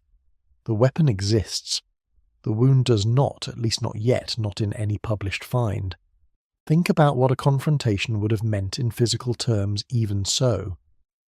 The tyrant hunted by biting, driving those thick teeth through flesh and bone with a force among the strongest ever measured for a land animal. But the armoured walker offered almost nothing soft to bite. Its back was a pavement of bone. Its neck was shielded by a half ring of fused plates. Its skull was broad and low and capped with armour, wider than it was long, some 2 feet across in the larger specimens. To get at anything vulnerable, a predator would have had to flip the animal over, and flipping several tons of low, wide, ground-hugging tank is not a simple thing. And while it worked at that impossible task, the tail would have been moving. The club was built from 2 large fused osteoderms, and in the one specimen that preserves it, that mass measures roughly 2 feet long and 1.5 feet wide. Behind it, the last tail vertebrae were locked into a rigid handle. Biomechanical modelling of these clubs, done on a close relative because no complete Ankylosaurus club survives for direct testing, found that a large one could swing with enough force to break bone. So the picture assembles itself. A predator that killed by biting, facing a prey animal that offered nothing safe to bite and could shatter a shin with a single sweep. You can see why the armour evolved. You can see why the encounter, if it came at all, would have been slow, cautious, and rarely worth the tyrant's while. There is a second twist to the weapon, though, and it is one of the most interesting turns in recent study of these animals. The club may not have been mainly about tyrants at all. A close cousin of Ankylosaurus, a well-preserved ankylosaurin named Zool, was found with healed fractures along the bony spikes of its flanks. The pattern of those breaks matches the reach and the height of another ankylosaur's swinging club. In other words, here is direct physical evidence that these animals struck each other. They fought their own kind, flank to flank, hammer against armour, and lived through it, the bones knitting back together while the animal walked on. So the great weapon at the tail may have been shaped as much by rivalry within the species as by defence against anything with teeth. Most researchers now hold both ideas at once, a tool for predators and a tool for settling disputes among equals, not one or the other. Hold that whole living scene in mind. The rare armoured walker, cropping soft ferns and low-flowering shrubs with its small leaf-shaped teeth, fermenting the unchewed mass in a great gut. The tyrant passing at a distance, common and dangerous, but with no easy way in through all that bone. The horned giants grinding through the underbrush, the duckbills bellowing across the water. A stable world, warm and green and old, running on rhythms millions of years deep. None of them, not one, could feel what was coming. The ending was already in motion, and it was not on the ground with them.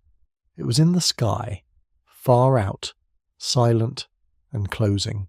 About 66 million years ago, an asteroid struck the Earth. It came down on what is now the Yucatan Peninsula of Mexico, at a place we call Chicxulub. The object was somewhere between 6 and 9 miles across. Let that scale settle for a moment, because it is hard to hold. 6 to 9 miles wide. That is an object wider than many mountains at all, a single solid body of rock and metal larger across than the deepest valleys are deep, falling out of the sky in a matter of seconds. It did not slow, it did not soften. It hit the shallow sea and the rock beneath, at a speed that turned the crust itself briefly to liquid and vapour. The crater it left is buried now, but it has been measured, and it spans about 125 miles across. Stand at one rim of that hole, and the far rim would sit well below the curve of the horizon, out of sight past the bend of the world. A wound in the planet 125 miles wide punched in an instant into ground that had lain quiet for ages. The immediate effects near the impact defy the calm voice entirely, so let the numbers carry it instead. The blast threw an immense mass of molten and vaporized rock high above the atmosphere. Much of it came back down as glowing debris, raining across the continent and beyond, heating the sky as it fell. Then, as the finest material spread around the entire planet, it did the thing that truly ended the age. It closed the sky. Picture it in the plainest bodily way. Dust and soot and fine droplets rose into the high air and spread until they wrapped the whole earth in a thin dark shroud. The sky sealed over like a lid lowered onto a pot, and beneath that lid the light went out. Not for an afternoon. for months, and by some estimates longer. The sun dimmed to a smear and to nothing that mattered, and in a world that ran on sunlight, that darkness was the true weapon, far more than the heat or the shock. Follow the consequence down through the living world, because this is where the armour and the club and the fused hammer stop meaning anything at all. Sunlight feeds plants. Plants feed everything above them. When the light failed, photosynthesis failed with it. Across the darkened continents, the flowering forests of Hell Creek, the magnolias and laurels and palms began to die back. The ferns of the understory withered. On the land and in the sea alike, the green base of the food web collapsed from the bottom up, and when the plants die, the plant-eaters starve no matter how large, no matter how well defended. The horned giants with their grinding beaks had nothing left to grind. The great herds of duckbills had nothing left to strip.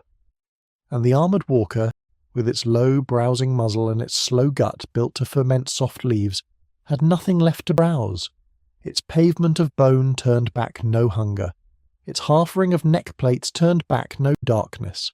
The hammer at the end of its tail could break bone, could settle a rival, could perhaps make a tyrant think twice, but it could not swing at a sky that had gone dark, and it could not summon a single fern back into the cold. That is the flat, quiet fact at the centre of this whole ending. No amount of armour was a defence against this. There was nothing to hit.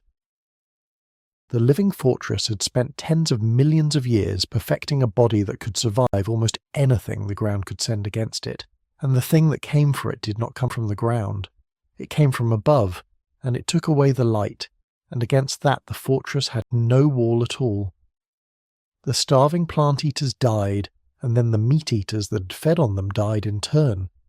The dominant tyrant, so abundant in the rock, so untouchable in life, followed its prey down into extinction. When the accounting was finally done, all of the non-avian dinosaurs were gone. Every last one of the tyrants, the horned giants, the duckbills, the domeheads, the small swift hiders, and both lineages of armoured walker. Roughly 3/4 of all species on Earth vanished in the same long crisis. The birds, small-feathered dinosaurs, carried the lineage through the dark in a thin thread, but the great bodies, the walking tanks and the towering hunters, did not come back. It is worth pausing on how total and how impartial it was. The extinction did not sort by strength or by cleverness or by armour. It sorted in large part by size and by need. The very large animals, the ones that required great quantities of food every day, had no reserve to carry them through months of famine. The armoured walker, several tons of body demanding a steady supply of low vegetation, was exactly the kind of animal least able to wait out a darkened year. Its bulk, its slow metabolism suited to a warm and generous world, its dependence on abundant soft plants, all of the traits that had served it so well now counted against it. There was no moment of decision in it, no test the animal could have passed. It did not fail to be armoured enough or fast enough or strong enough. It simply lived in a world that stopped being able to feed it, and it did what every large plant-eater did. It grew thin, and it grew slow, and one by one the last of them lay down in the cooling mud and did not rise. The rivers kept moving for a while, carrying silt over the bones. The lid stayed on the sky, and the age of the great reptiles, an age hundreds of millions of years long, was closing in the dark almost without a sound. Try to feel the reversal of it all. For the whole span of this animal's existence, danger had always come toward it at ground level, on legs, with teeth, or with a rival's club, and its entire body was an answer to that kind of threat. The one thing it could never have been built to survive was a threat with no body to strike and no direction to face. The sky itself became the predator, and the sky cannot be clubbed. In a single afternoon, then a single long night stretched into a season, the rules the armoured walker had lived by for tens of millions of years quietly ceased to apply. This is the one moment where a single event truly did change everything. Not slowly, not through the ordinary grind of competition and climate, but in a stroke, from above. The stable, warm green world of Hell Creek, with its full cast of giants and its rare armoured wanderer, was there in the morning and gone by the reckoning of a few dark years.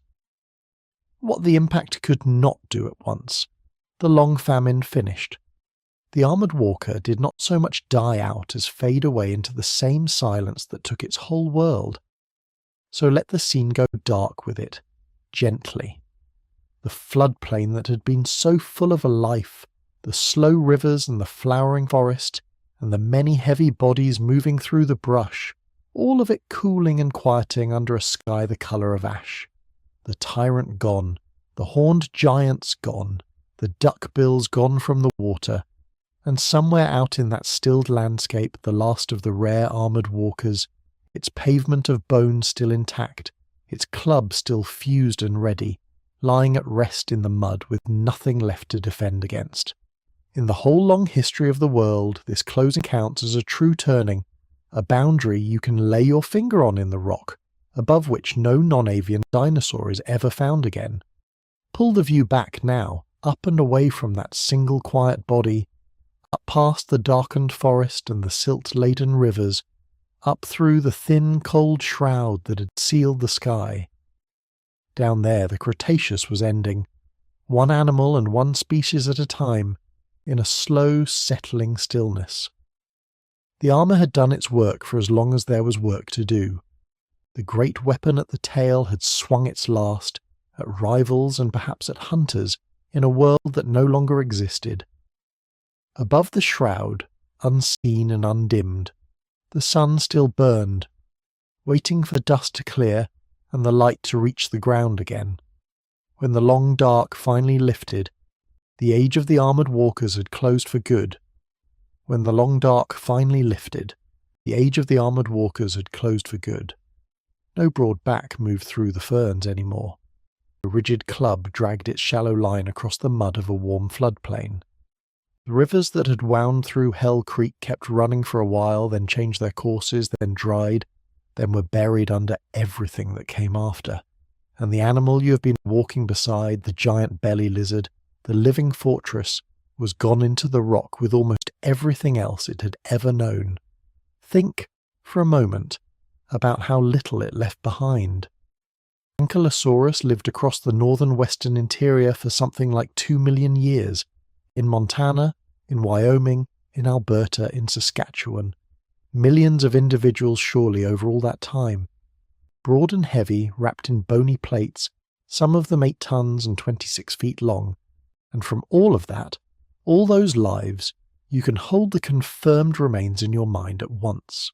A battered skull, a few sets of armour, one preserved tail club, the only one ever found, a handful of specimens and not one complete skeleton among them, an animal famous around the world and vanishingly rare in the stone that made it.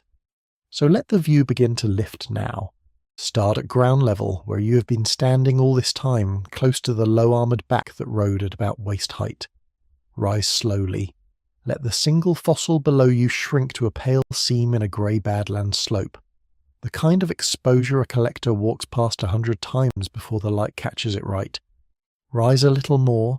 The slope becomes one wrinkle in a wide dry country of buttes and gullies, and the bone becomes a detail too small to see. It was always this small against the land. That is part of what makes the finding of it feel like such a strange and gentle piety. Keep pulling back. Let the badlands become a smooth brown expanse, then a curve, then a small bright limb of a turning world, and now stretch the other way, not across space but across time, because that is the real distance here. 66 million years lie between your ear and the last footfall of the last of these animals. 66 million years of mud turning to stone, of seas advancing and withdrawing, of mountains lifting and wearing back down to gravel. The plates you looked at so closely were once fingernail warm under keratin. Now they are minerals, patient as the hillside that held them. That is the quiet miracle worth resting on tonight.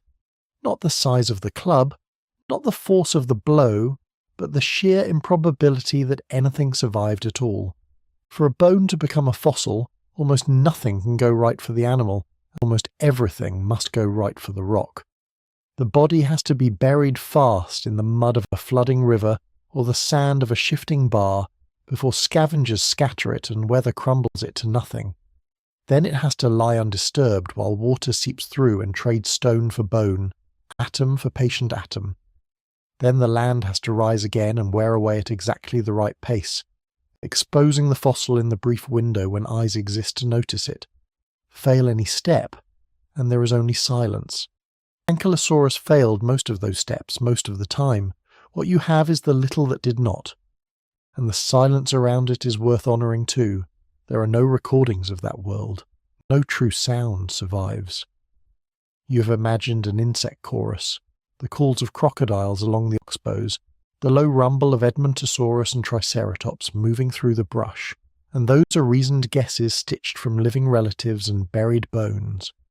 Whatever noise came from those strange convoluted nasal passages, warming the air by as much as 20 degrees as it went in, we will very likely never hear. The stone kept shape and size and the arrangement of teeth. It did not keep the voice. So the world you have been resting inside is a world you must furnish gently, from evidence and from care, knowing where the knowing stops. Let all of that settle now, the way sediment settles out of still water, the fine particles drifting down long after the current has gone. You do not need to hold the numbers anymore, not the 71 tooth positions, not the 60 centimetre club, not the less than 5/100ths of 1% that this animal made of everything recovered from its own age. Let the figures loosen and drift down and rest on the floor of your mind. They will be there in the morning. Take one slow deep breath and let it out longer than you took it in, and let your shoulders follow the air down. Feel how far away all of it truly is. That warm subtropical afternoon, that heavy body moving at a walking pace through the ferns, that broad triangular face cropping soft green low to the ground. It is not gone in the way a thing is gone when you lose it. It is gone in the way the far side of a canyon is gone, real and solid and simply out of reach, held at a distance no stride could ever close. And time itself is closing over it as you watch, slow as a hand curling shut in sleep, the fingers of the eons folding down over the last warm floodplain until only the cool dark of the rock remains. Nothing is lost inside that closing hand. It is only kept, and kept well, and kept quiet. The armoured walkers had their long turn under that warm sky. They did not know they were among the last. They browsed and fermented and healed their old wounds, and dragged their heavy tails home through the mud, and the asteroid was already crossing the dark toward the Yucatan, and none of that urgency touched them. There is a mercy in that, if you look for one. They lived fully inside their own present, as everything alive must, unbothered by the ending that history would eventually write for them. You can let a little of that ease into your own body now. The ending is far off. The present is warm and close and enough. So let the last of the light go soft. Let the wide brown country blur. Let the far seam of bone dim in the slope. Let the whole long expanse of deep time fade away into an even, restful dark. There is nothing left for you to carry. The fossils are safe in their museums and their hillsides. The facts are safe in their journals. The great slow animal is safe in the only place it has been for 66 million years, folded into stone that has never once let it fall. You have walked a long way tonight, out to the edge of a vanished world and slowly back again. The armour, the club, the strange warm breath, the rarity, the quiet coexistence with giants, and the day the sky went wrong. You do not need to reach for any of it now. It is done, and it is yours, and it will keep. Rest here at the far end of all that time, where it is warm and it is still. Let your breathing go slow and even, in its own unhurried rhythm, the way a heavy body settles into ground that will hold it. The Badlands are dark now, the rivers are quiet. The long fortress of an animal is at peace beneath them, and so, at last, can you be.